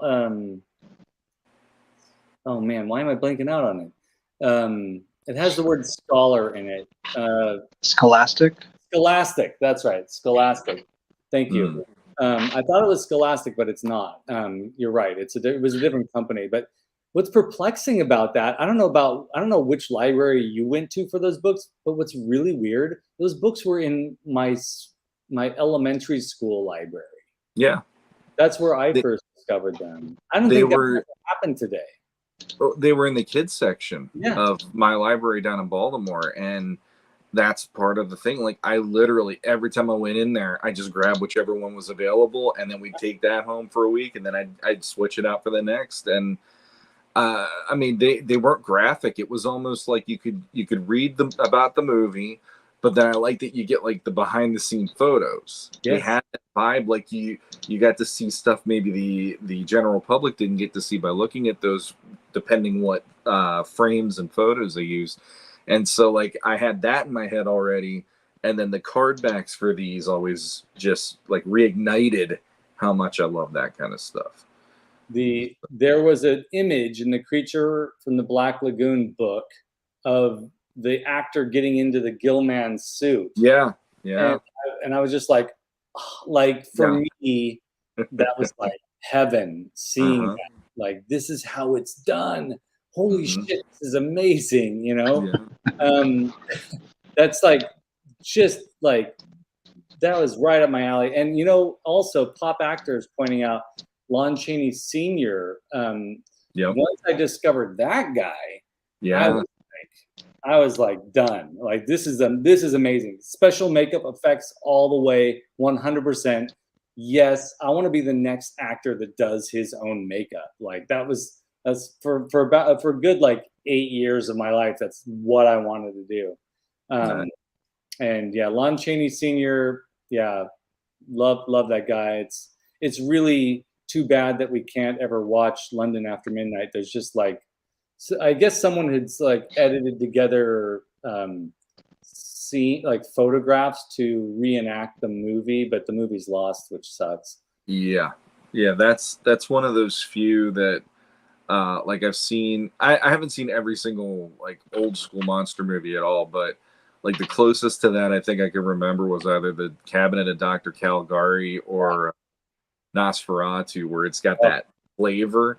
But it's like, man, if you could have saved one copy of London After Midnight, so I could have seen that later on in my life, because that one's one that I really would, if I got a DeLorean for a weekend, I would want to go back to be able to watch it that one time at least, to just go, I've seen it, I know it now. That's awesome.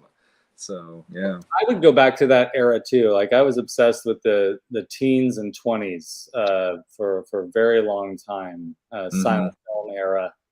I would love to go back and see all that, experience all that. Well, the other what could have been really quick is originally Lugosi wasn't even Dracula. They wanted Lon Chaney Sr. to play him. Yeah. In my head, like, he died before they could have gotten into production, and that's why they had to pick somebody else. But in my own head, I'm like, what would have Chaney done for Dracula? That would have been freaking nuts. Like, it would have been creepy. Yeah. And it may have changed our entire perception of that character, because what Bela Lugosi did was he turned that character into a handsome man. A person who you could like be attracted to, and how that is he influenced like how we see that character to this day. It's always an attractive, you know, fairly attractive man. And so I think that's I'm almost happy that Lon Chaney Sr. didn't do it, because it probably would have been a bit more gruesome. But at the time, I mean, now we're nerding out on old timey horror, but at the time, Bela was playing Dracula on the stage, and so it kind of worked out. So yeah, glow stuff. What do you remember, Shawn? Is there anything that you remember from your childhood that was glow that we haven't talked about today? From my childhood, there was on Black Star. Oh yeah, he had the swords. It was him and what was the bad guy, Overlord, I think.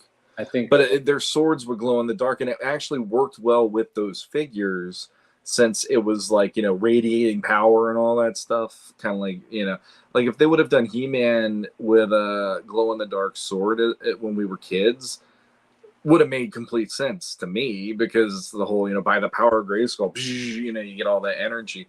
So I remember those. And it's like, I actually think more glow in the dark stuff as I've gotten older, because like the Remco stuff is there, like we just talked about, Scare Glow. And it's like now they just love to do like variants with a lot of like the Ninja Turtles have glow in the dark variants from Super 7. The Ghostbusters Plasma series figures, if I remember, they had ones where they're covered in slime after they go out and buy the ghost, and the slime is glow in the dark, which that's another case of that's brilliant, because why not? Why not have slime be glow in the dark? Why not put that in with Ghostbusters? It makes complete sense to me, especially glow in the dark ghosts. Why not do something like that, you know? Slimer could have been glow in the dark. That would have been great. Absolutely. And I mean, even they did the Mum-Ra variant with Super 7, where it's Mummy Mum-Ra, but he glowed in the dark that way and stuff too. But yeah, like it's glow in the dark's one of those features I appreciate, but I only like it if it really works with the figure they're doing it for. Scare Glow, absolutely. I wouldn't need a glow in the dark Lino. He doesn't do that. I don't need it. Glow in the dark. It's like that's a nice thing for people that are either completists or that love that feature. But for me, it's like if it isn't something that comes as part of the deal with the figure already, I'm like, okay. But glow in the dark Ghostbuster slime all over him, that makes complete sense. I'm completely down with that.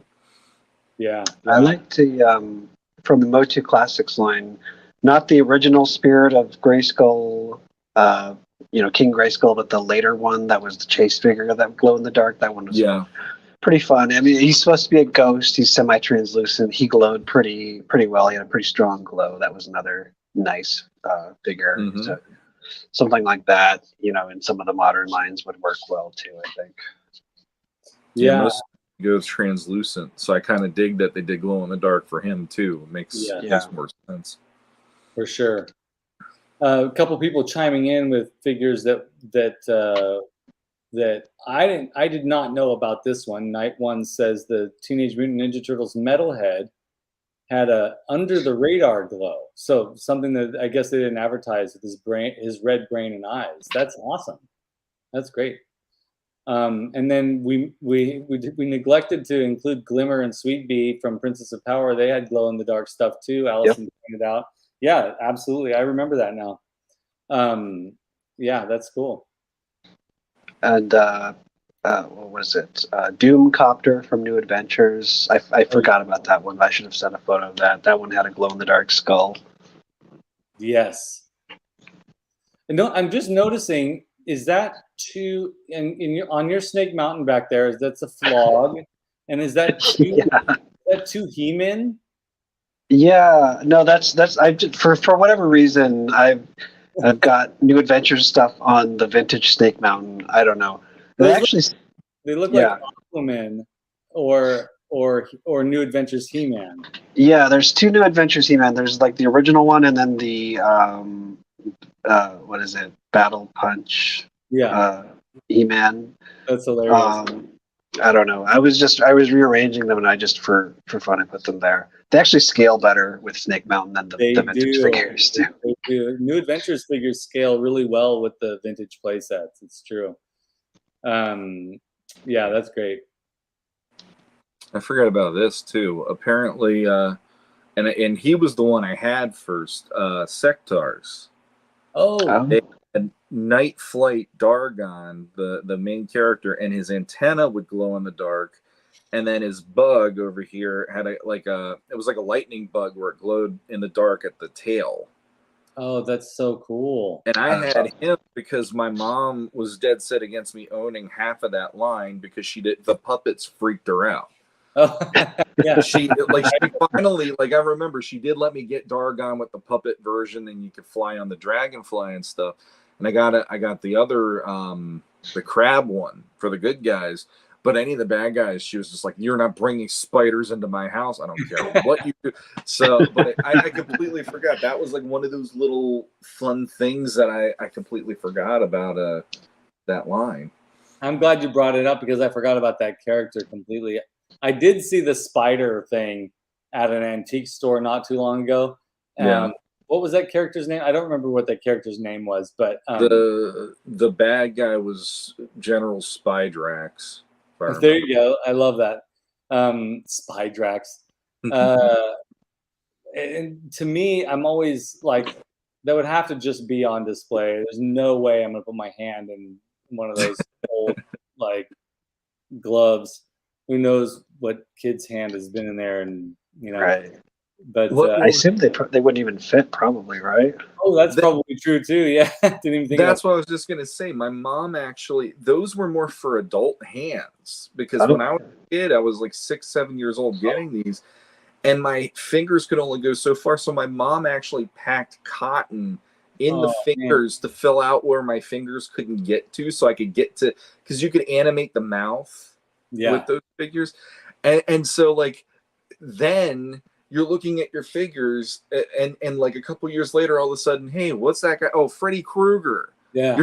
Your hand looked like Freddy Krueger's glove animating this bug because it was so long, fingertips. So, man, that's so cool. Your mom, every time you bring her up, man, she sounds like the coolest. Like, you know, all those things she did for you as a kid, really was there for you to help you get the things that you wanted, and if you couldn't get it, make stuff for you. Like, very, very cool lady.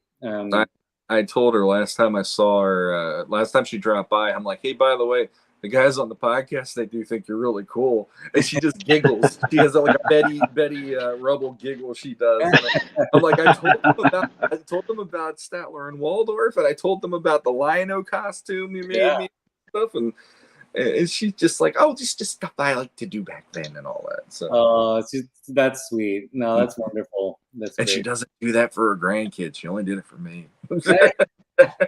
Don't tell them that. I'm not telling them that, no. But it's good childhood memories. She really did a wonder or a miracle on me with that stuff. So. That's awesome. Yeah, that's great. So yeah, I can't think of any other glow in the dark stuff. So a little backstory for me with glow in the dark things. I don't recall having many glow in the dark toys on it, to be honest with you. It's funny. It's not like, I don't think I sought it out at all. It never really appealed to me in a way that I would be like, oh, I want or need that thing because it glows in the dark. That's a really, in retrospect, for me, for my personality, that's surprising. So I'm glad we did this show because it really made me think about that. Like, what was my relationship to glow? And honestly, not much until I became an adult collector, and now I have a different appreciation for it. And every time I see a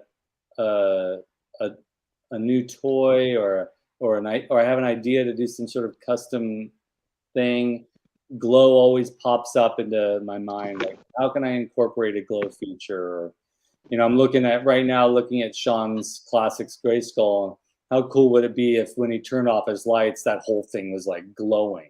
That if it was made with glow in the dark plastics, not painted glow in the dark, because you don't want to ruin that. It's gorgeous. No. Pop Actor said, "Bring Mom on live." My mom would be a really weird guest. Let me put it that way. It's like I go on tangents. This woman, as she's gotten older, goes on her tangents, and I'll just sit there looking at other people going, I just asked her what she wanted to drink at lunch, and now all of a sudden, but no, she's a sweetheart. I should try to like record a conversation with her and me in the basement area now, the way it is, and talking about this stuff, because she does remember stuff that I don't, which really shocks me. So it's giving me even more insight into what she did, because I remember certain, like the other day we were like, what's the first movie I saw in the theater? And she goes, E.T. boom, right off the bat. I'm like, yeah, that's E.T. cool. I'm like, I know you took me to Tron, you took me to Dark Crystal, and she's like, no, E.T. was the first one we saw, and then we saw that again, and then we saw it again the next week after that, and then we saw Dark Crystal. I'm like, okay, cool, I got it. So, yeah. That one of my favorite episodes of Jesse's show, just shooting the shelf, was with his mom. You know, and that's if anybody watches Shooting the Shelf with Jesse Arnold, go back and watch those early episodes. He had his mom on, and that's a great episode. Fantastic, makes me happy. I think I've watched. That's it. I haven't caught all of his episodes as of late, but I have. I can tell you right now, I've watched that episode twice. There's something really lovely about that episode. Yeah, yeah. Pixel Dan had his mom on once too, with his Stinkor story. That was pretty great. I love that. That's great. Yeah, and she was adorable. You know. Yeah. So he was. Yeah, go ahead. Yeah, go ahead. Sorry. Oh, I just it was just he was afraid of Stinkor when he got it, right? So she hid it away from him. Yeah, that was I love that story. The backstory. What I love is I don't remember if it was for a birthday or on Christmas time. My mom. So all right, I'll tell a story that'll embarrass the hell out of me. Why not? So when the '87 movie came out, I was very much like, my dad was outside doing like woodwork, and he was building like an addition to the cabin that we lived in. A snake addition? He was building an addition to, you know, the house and all that stuff. Not a Castle Grayskull or a Snake Mountain edition. No. Unfortunately, it was just like a bedroom, and it wasn't anything cool. You know, it was functional. But he had this leftover wood, and one day I don't remember why he saw one of the books that had the concept art for the movie in it, and he ended up actually doing the design on a piece of wood that was left over, and he just cut out one of the power swords that were potentially in the movie, and then he just hands it to me, and he goes, "Here, play with that." And I'm like, okay. So then he built me 3 different power swords. He built me one power sword that was based on concept art, one power sword that looked similar to the on-screen sword, and then I was really into Conan, and he did the Conan sword from the movie. And then I went outside in the summertime that summer, and I just wore like all this crazy stuff to look like I was a warrior, but I'm a skinny ass kid. I probably weighed 70 pounds if I was lucky at that point. And I went out there and I was doing all this crazy stuff. And I'm like, Mom, come take your camera. This is so cool. And so my mom took photos of me jumping around and doing all these poses.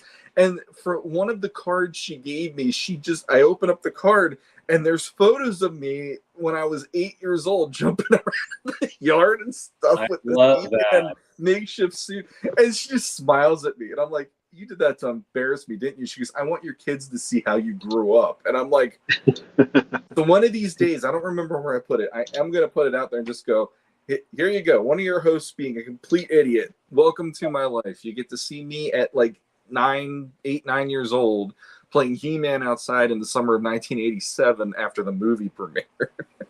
There's nothing like a costume made by a parent in the 80s. And that's so cool. And I love it. I love how you emulated your dad's attitude about making you those swords. Here, play with that. You know, that makes so much sense. Like, I feel sorry for so many men who just don't know how to express their affections. You know, and we all have them in our lives, and it's like, you know, he probably felt a certain joy in being able to do that for you. But maybe was, you know, no assuming anything about your dad, but you know, guys have problems with showing joy sometimes. Oh, he was always that way. He did the one, and then I kept bugging him to make the others. So by the 3rd sword, it was just like, oh my God, leave me alone. I'll do it today, and then you can stop bugging me. But yeah, he did get a kick out of it, because I think he saw, even though I had the play ones that were plastic, the ones I would use when I would play were the ones he made for me. And that was, I think, I think that always gave him a little like a sense of pride, like, Oh, hey, yeah. my kid likes the thing I made at home versus the stuff that we go pick up at Toys R Us. Look at that, you know. That's for sure. That's cool. Mm. Speaking of costumes we could pick up at Toys R Us, Adam, Shawn, maybe I'm wrong on this, but did the Skeletor costume, like the plastic Skeletor pieces that you could get, like the sword, did one of those glow? Did the sword glow, or did the? Yeah, you know what? I think they did. I've got. Let me look it up on my site. I know I've got some scans. Everything's on my site. Everything's on Battle Ram blog, folks. Go to Battle Ram blog. You will find all your answers. But what a glorious thing to, Adam, you are your own resource here, right? Yeah. If you don't remember, you can be like, oh, well, I know that I wrote about it at some point. Let's go look at it. Yeah, some people shared, like, I've got some JCPenney scans and some Sears scans, and I'm 99% sure in one of those there's something like that, like what you're talking about.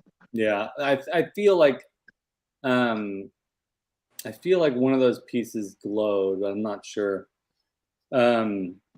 Night One says, I also remembered the Endoglow Terminator from Kenner with the flamethrower. That's cool. And then Masterversal Eldor says, parents make their kids their Ghostbusters costumes in Stranger Things. Yeah, absolutely. Great example.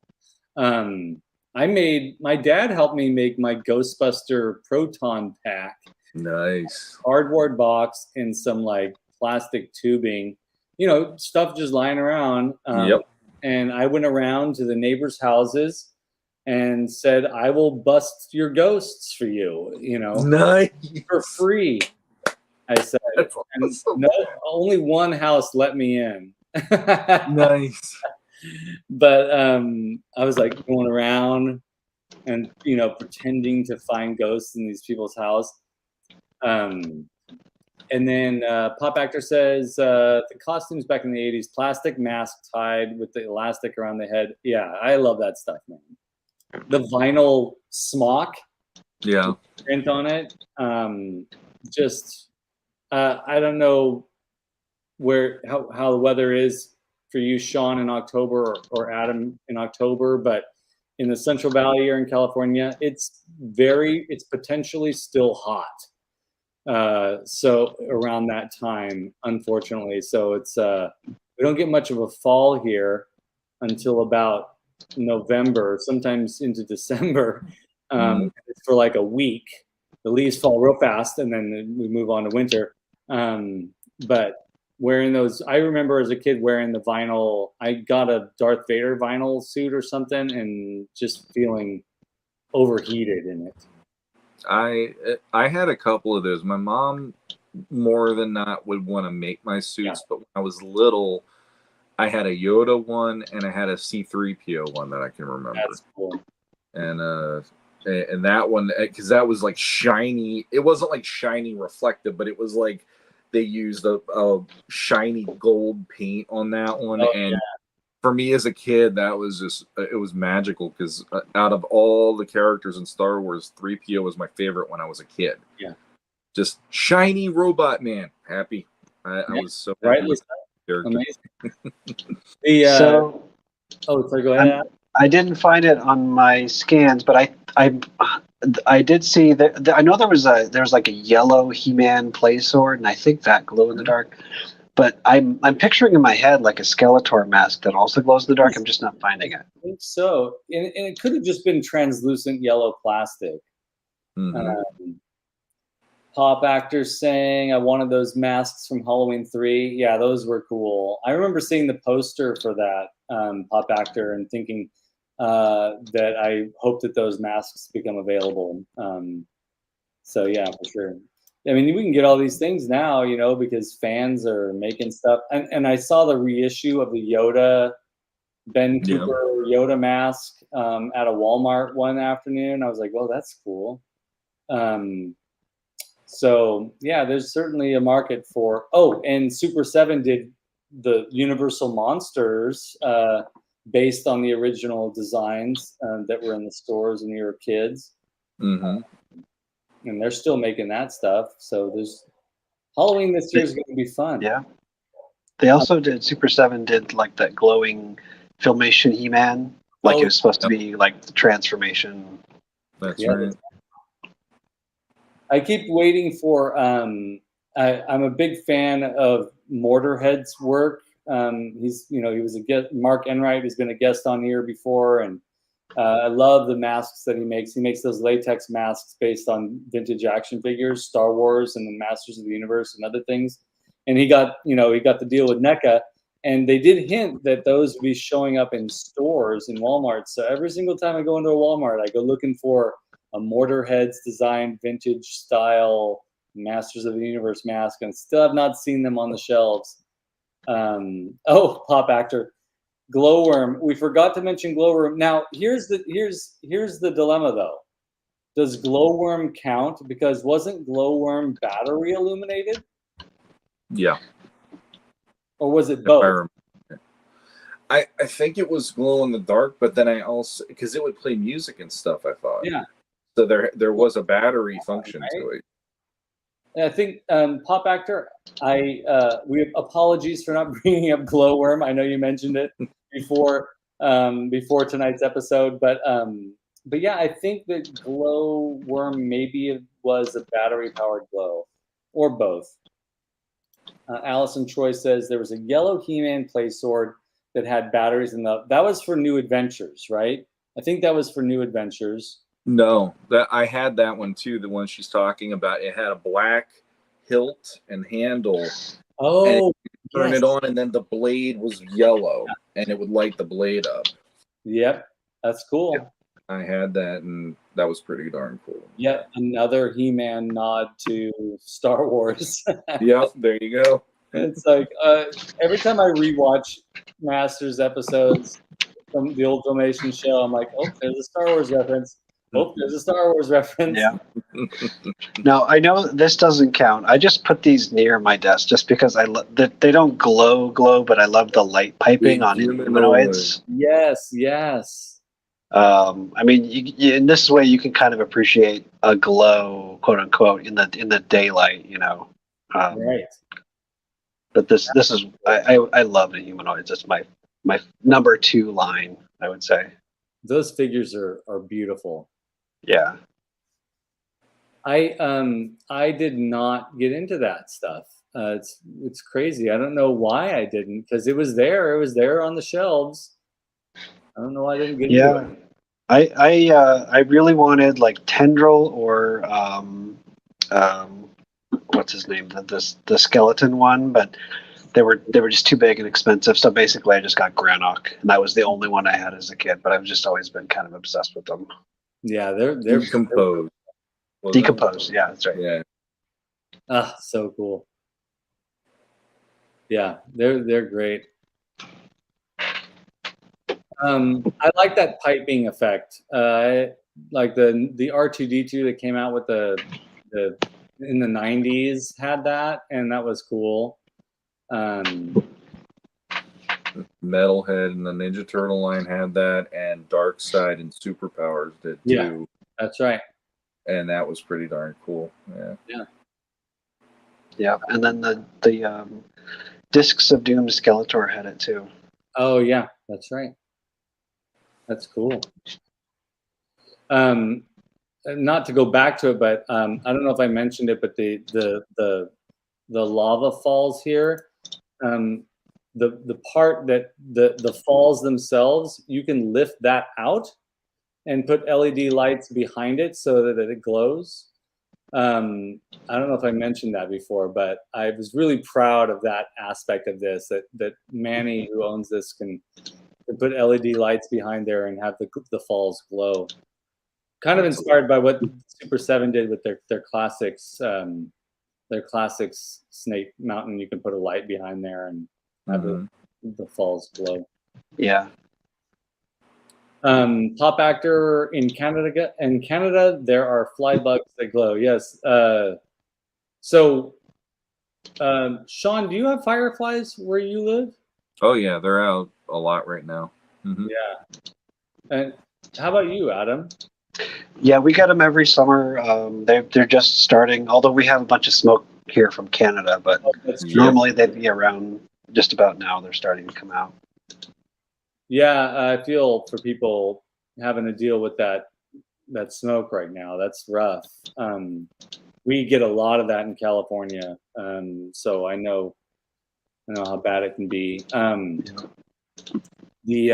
When I lived in New York briefly, and my favorite moments living there, I lived in Brooklyn and going over to the parks and seeing the fireflies, and I had friends that lived out in Queens and walking around at night. I mean, for me as a Californian, fireflies are pure magic, man. You guys are lucky to have them. Yeah, they are pretty great. I didn't grow up with them either. I grew up in Washington State. Oh, that's right. We didn't have anything there. Yeah. At least we had a lot of slugs. That was our. Yeah, you had slugs. We have slugs here too. You got big slugs up there. Yeah. Oh yeah, huge gross slugs. Yeah, huge weird ones, for sure. Let's see. Pop Actor says the fire is terrible. We got bears and deers in the streets. Yeah, it's awful. Yeah, I feel for everybody that's dealing with that stuff. On our U83, we have air quality warnings from the smoke right now. Yeah, stay indoors. Be safe, people. Do what you can to not inhale too much of that stuff. Yes, I'm the nut. I go out walking at like 11 o'clock at night because that's when I have time half the time. But with all of my other stuff, and the last couple nights when I've gone out walking, it feels like a horror movie. It feels like The Fog, the John Carpenter movie, The Fog. Yeah. And there's street lights and all this stuff is no problem, but it's like you are literally the last man on earth, and you feel claustrophobic in the outdoors because that smoke is just everywhere. It's a really weird feeling. It creates walls around you. Yeah. For sure. Yeah, be careful exposing yourself to too much of that, Shawn. Oh, I mean, my walks usually only last a half hour, and then I come in and I just pass out. So why? Inhalation. I'm asphyxiated. Okay? So that's probably not a great idea. Well, guys, I think we've exhausted our glow talk. Is there anything else going on you guys want to talk about? I mean, there haven't been a lot of. I mean, there's been a lot of toy announcements, like the Thundercats playset that's coming. From Super 7. And I've been kind of like a little bit out of the loop because I've been so busy, but that's the Mondo Skeletor we talked about already a little bit. What else? Anything else in the pipeline that you're looking forward to or interested in?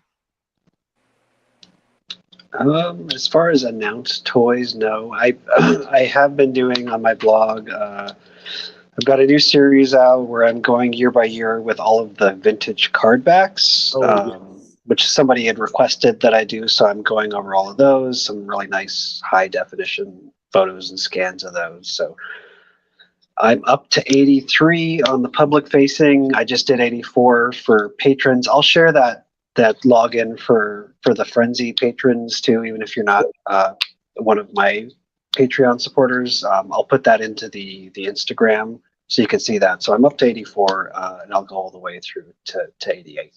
Yeah, I really appreciate you doing that because I really enjoyed reading that first one that you posted. And you're right, those high-res images are fantastic. It's like I'm holding the card back. That's how good quality they are. So fantastic work with that, Adam. Yeah, thanks. I think some, there a lot of them. If I cover the toy, it's in there. But I think people wanted just like, okay, what should I look for if I'm an MOC collector, which I'm not. But so and what are the major variants? Sometimes they switched up the art or the formatting partway through, so it's Yeah. kind of fun. Yeah, that's great. I'm glad you're doing it. I mean, you're doing the good work, man. You're recording it all, and things that we might, our generation might otherwise forget at some point, and then where does that information go? So I'm so glad you're doing it. You are doing the good work, man. It's great. Thank you. Absolutely. Shawn, how about you? Anything coming up? As far as the toy announcements, I was pretty shocked about the Cat Slayer one, because I know the Thunder Tank was such a big deal for people with the price point complaining about that and everything, that I'm really curious what the price point will be on a Cat Slayer, especially, I mean, behind right here, that one that first came out wasn't too bad if you were already into the collection, but that's one of those pieces that if you blink, you miss it. It'll probably run into how much it cost me to get this. I'm thinking it's got to be taller than Eternia. Mm-hmm. It's got to be big enough so that the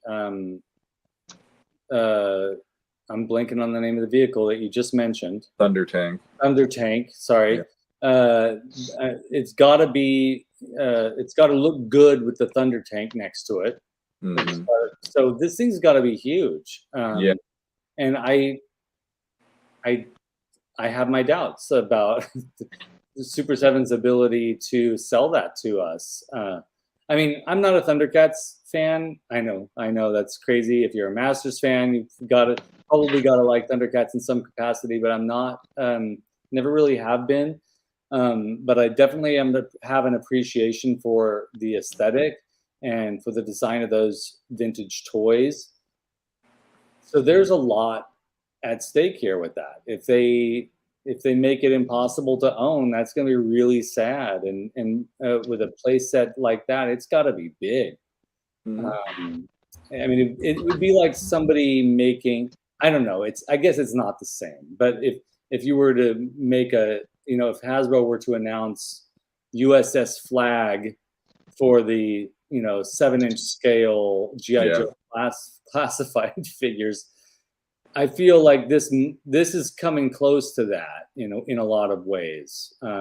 So it's, the Snake Mountain was enormous. Is it going to be bigger than the Snake Mountain? It might have to be, right? Mm-hmm. At least taller.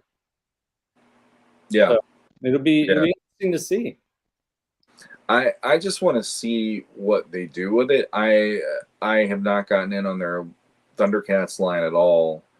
And Thunder Tank, obviously, if I'm not into the line, I'm not getting that either. But it's more of the spectacle of it, I think, that it has me more curious than anything. But yeah, we like, they're already like a boutique company. Yeah. So it's like that. This, I wouldn't say it's make it or break it for them, but it is that, like, how else are you going to top that next? Are you going to do like the pyramids of Mum-Ra after that then? Like Mum-Ra's Dark Pyramid? It's like there's only so much more you can do that I can think of as a casual, and I mean extremely casual, fan of Thundercats. So, but yeah, like that one got my curiosity up, because when I saw the image this week, I was like, you gotta be kidding. Like they're going there after everything with Thunder Tank was giving them crap for last year and all that. One thing I can say about Brian Flynn from Super 7 is he's got guts, man. He is willing to try these things, and if it works, it works. If it doesn't work, it doesn't work. And I know there are a lot of issues with Super 7 quality. Not a lot, but there are some people have some issues with Super 7 quality, and definitely I have issues with their prices. Like I'm sad I might not be able to get those Sesame Street reaction figures, because I can't really justify, starting a new line at $20 a pop if I'm trying to cut back on other things right now.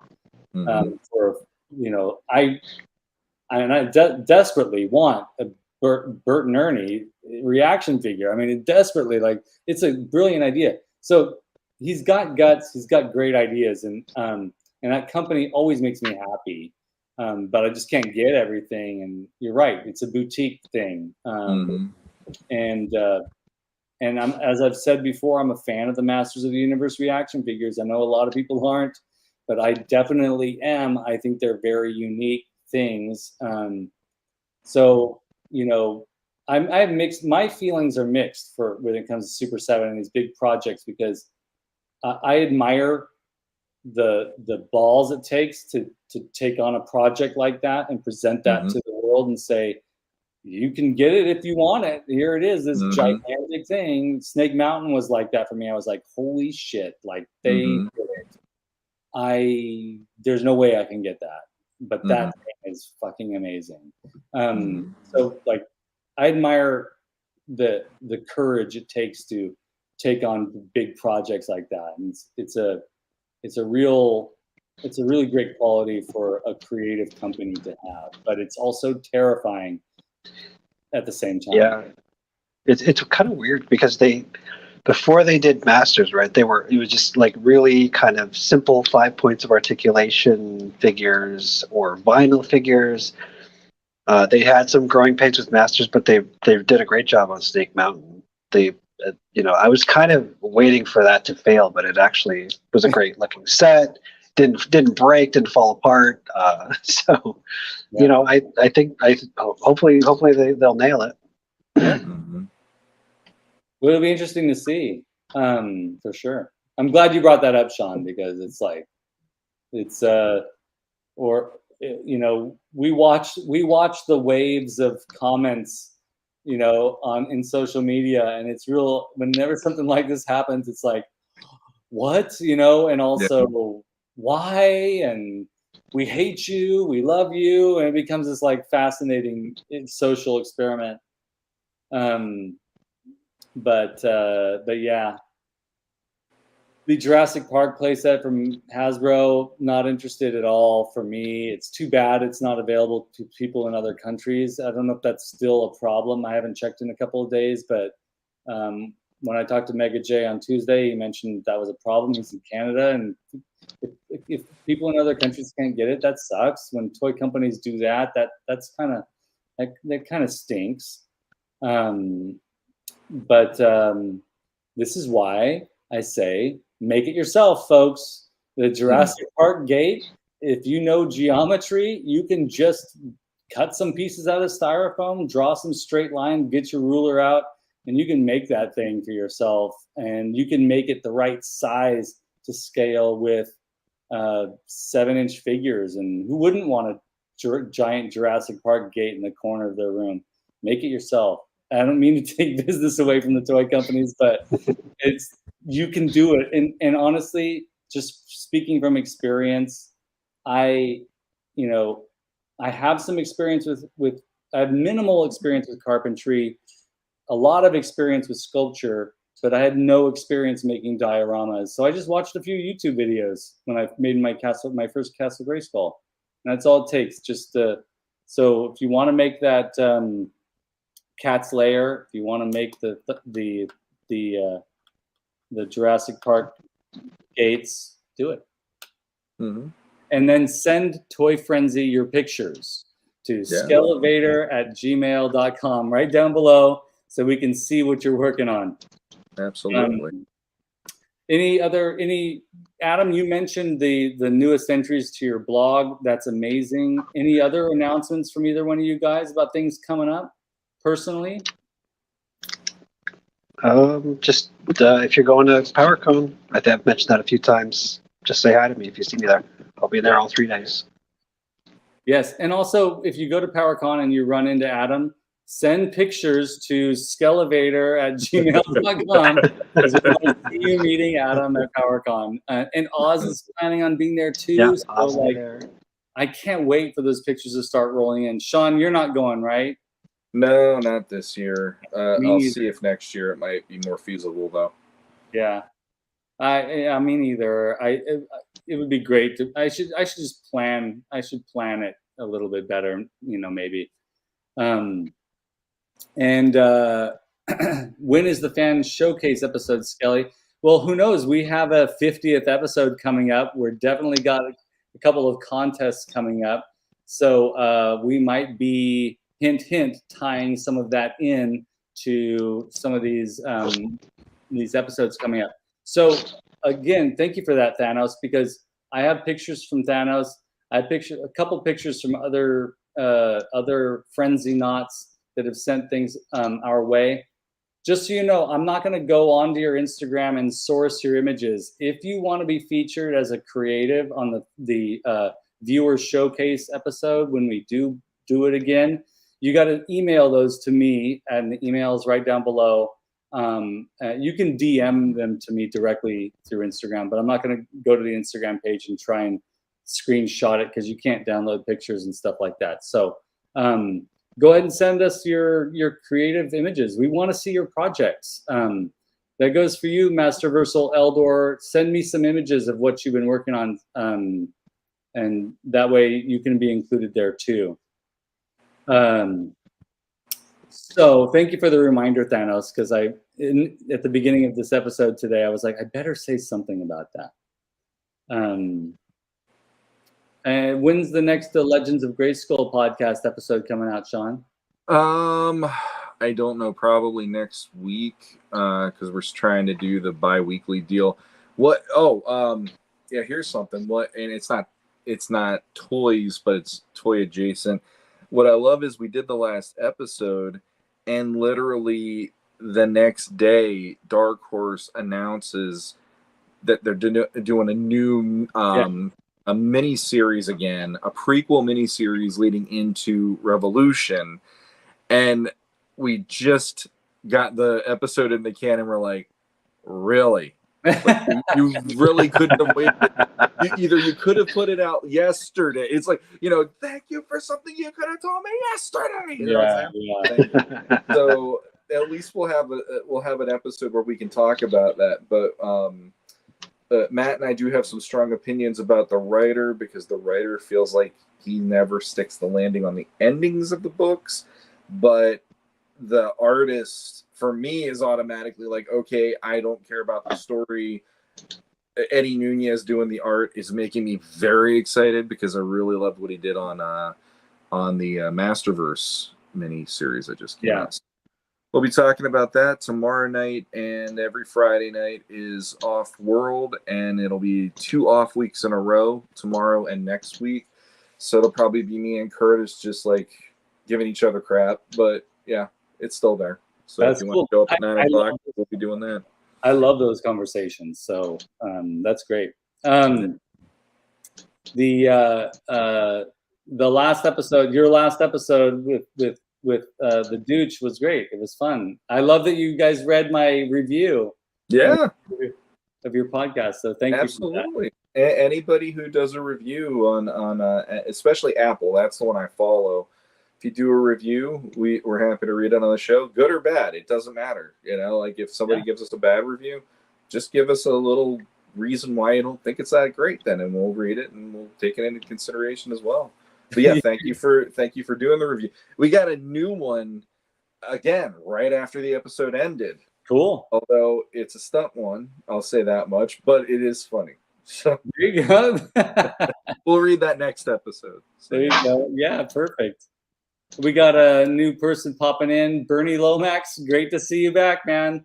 I saw you on Tuesday on Mega J's show. So good to have Weekend at Bernie's Bernie Lomax here. I'm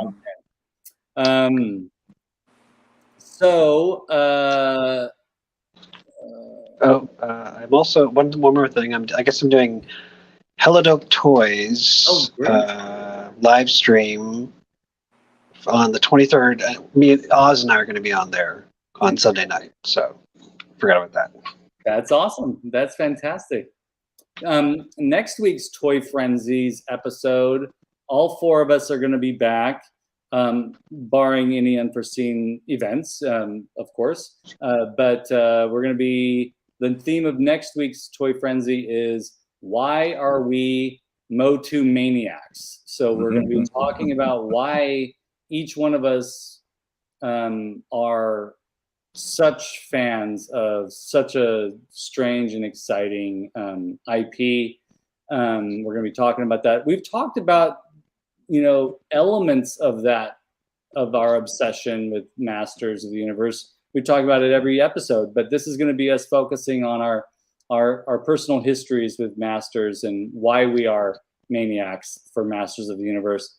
And that also means that you all, who watch this show, think about questions you can ask in the chat when you come on and watch it with us, because you're all part of the conversation too. So your stories matter too. So we'd love to hear from you as well during the episode. And if you get an inkling to, write a little something up, one paragraph thing, and you want to send it to skelevader@gmail.com, then that will ensure that it's that we read it out loud during the episode. And if you can't make it, right, in the chat, in the live chat. So the invitation is always open to all of you. We appreciate every one of you for being here and being part of this conversation. Thank you, everyone who's been in the chat tonight. It's been awesome. A little update for me. If you're a Patreon member of the Skelevator channel, just this morning, I posted the newest episode of Cambridge and with Shawn, episode 7, which will be launching to all podcast platforms on, I believe, July 7th. But if you want early access to it, it is available on the Patreon. So go either join or if you're already a member, listen up. But definitely consider joining Adam's Patreon as well. Shawn eventually will have one to launch for all of you to consider joining. Remember, if you become a patron of any one of our for any one of us, you are automatically invited to participate. You don't have to. You're invited to participate in our Discord and also our Instagram chats that are Patreon only. And then every once in a while, Oz will host a late night private YouTube episode where everybody gets to come on and talk, and it's a lot of fun. I send out little gifts to my patrons, and yeah, and I mention you all in almost every one of my videos, the ones that are patrons of the Skelevator channel. I got to figure out a way to do like a little scroll thing one of these days, because I get a little when I'm reading it, I'm always like, oh geez, did I forget somebody? And so I go back and anyways, it's exciting. What am I talking about? I'm just lucky and fortunate that people are paying $3 here and there to be a member of the channel. So also thank you to MOTU Origins Corp for contributing a super chat tonight. Really appreciate that. It's fantastic. It's our first one here on this channel during a Toy Frenzy episode. And I think that's it. I'm delivering Snake Mountain. I'm going to try that's going to be this Sunday. I'm going to try and film some of that process. So the delivery of this to its new owner and all that. I should be posting a video of that on like Monday night. No, not Monday night. Probably Tuesday once I get it all edited. I have a logistics question. Yes. What vehicle will that fit in? So it's a big. I was gonna rent a U-Haul, and then my dad actually has a sort of large van thing that you can sleep in. Sure. And so it's like a RV, but not an RV type of thing. So I convinced him to, I didn't even consider that because it has a bed in the back, but I guess you could move the bed out of the way. So I convinced him to go with me. So it'd be my dad and I going on this trip. And the main problem was that it had to have a height over 4 feet, because it's 4 feet 5 inches tall. So it needed to be tall enough, and I did not want it to be in the back of my pickup. Yeah. Driving down the freeway, it just made me so nervous. So and Bernie Lomax is saying something really absolutely. I did think about making a box to ship to Snake Mountain, which would keep it safe. Absolutely right, 100%. Do I have the money to do that? No, but because the box is that big, I did price them out. They need wood reinforcements. I could build one myself. Do I have the time? No, I don't have the time. If I wanted to have it made, it would be expensive. But you're absolutely right. And I have had the first Snake Mountain commission that I did was small. It was a small one. And I did ship that off, and that made me so nervous. I really, if you live across the country and you're gonna do a commission with me, we're gonna have a lot of conversations about how that's gonna happen, because part of me wants to babysit it. Honestly, part of me wants to make sure it gets to you safe, rather than putting it in a crate and sending it off and trusting other human beings to carry it. Because these are essentially sculptures. I mean, they are sculptures. They're so I get nervous about that. But yeah, absolutely, Bernie. I love that we're talking to Bernie Lomax. Bernie, yes, the crate option is definitely there. We're going to be putting it in a nice, safe vehicle. It's tall enough for it. It won't be rolling around, and be hand delivering it this weekend. So hopefully I'll be videotaping that, to make a long story short. I thought of one thing real quick before we go. Yes. Thank you, Skele Vader. Thank you, Oz, Thanos Copter. I know J-Mac was there. I did my review of Anti-Eternia He-Man last Saturday, and I completely forgot about that. So that was like spur of the moment I had that night, that I'm like, okay, I'm not doing anything. I could probably fit in an hour and get that in. And that was in tandem with, that was something that Mondo sent me as a review sample. So I know Thanos was like, yeah, shilling for the man. It's like, well, I promised them I would review it. It's that simple. So thank you all for showing up. And if I didn't remember your name, I'm very sorry, but I'm really happy that you were there and appreciate it. And I might be doing something on Saturday nights where I'm free, maybe taking an hour and talking about some of the stuff on my shelves and why it needs to be there. I don't really have a plan yet, but I kind of like that idea. Just, digging deep on why these things need to be where they are. So yeah, that is exactly why I started doing the weekly weirdo episodes. I wanted to talk with my friends about why this thing is important enough to keep, as opposed to getting rid of it. And so that's and then your own personal memories. What a great idea. I think you should definitely do that. And by the way, you should all go watch that episode of Shawn reviewing that Anti-Eternia He-Man, because it's an awesome review. He goes through all the details. Everything is covered. You left no stone unturned with that figure. It inspired me to reach out to Mondo, so I did that. And so there might be a potential review coming up on this channel too of a Mondo thing. We'll have to see. I hope so. Because I think I know what's going on, and I'm like, man, that'd be awesome if it works out for you. So thank you. Yeah, we'll see. I'm nothing. I can't really get excited about a thing until I know for sure that it's happening, and I'm real close to knowing for sure that it's happening. So, so we can look forward to that too. And that, by the way, that was a real inspiration. Not only that they conversed with you so candidly and actually communicated with you. It was exciting to hear that a company would respond. Just to be frank, because these are when a company responds to us, whether we've got a problem with a product, or if we are interested in doing a review, if they respond with a yes or a no, they're responding, and that's more than most companies will do. So thank you for doing that, Shawn, to prove to the rest of us that a company like Mondo is not they are not distanced from the fans, which I think is very, very cool. What a nice thing. what a nice thing to realize.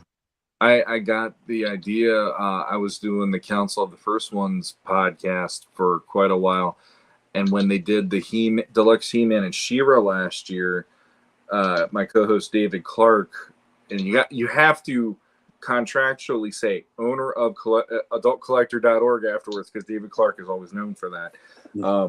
I love you, Dave. It's amusing to me. I just love that's how it always is. David Clark, owner of But anyway, he mentioned that he reached out to them, and I'm like, well, Adult Collector they're like all over.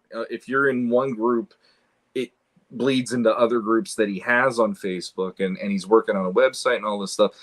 And I was like, well, if he did it, I'm at least willing to give it a shot and see what happens.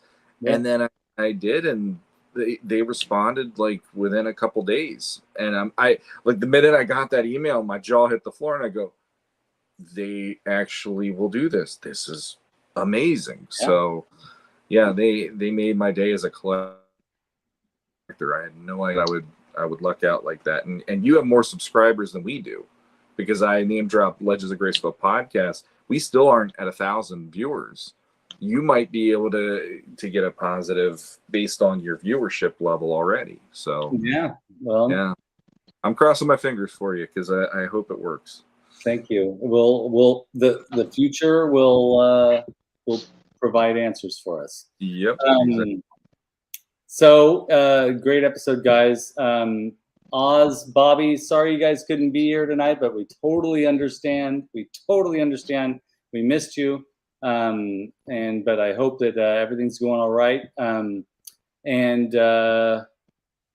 Everybody that watched tonight, thank you so much for being here. Bernie Lomax says, I'll rewatch the stream to see what I missed. Absolutely, please do.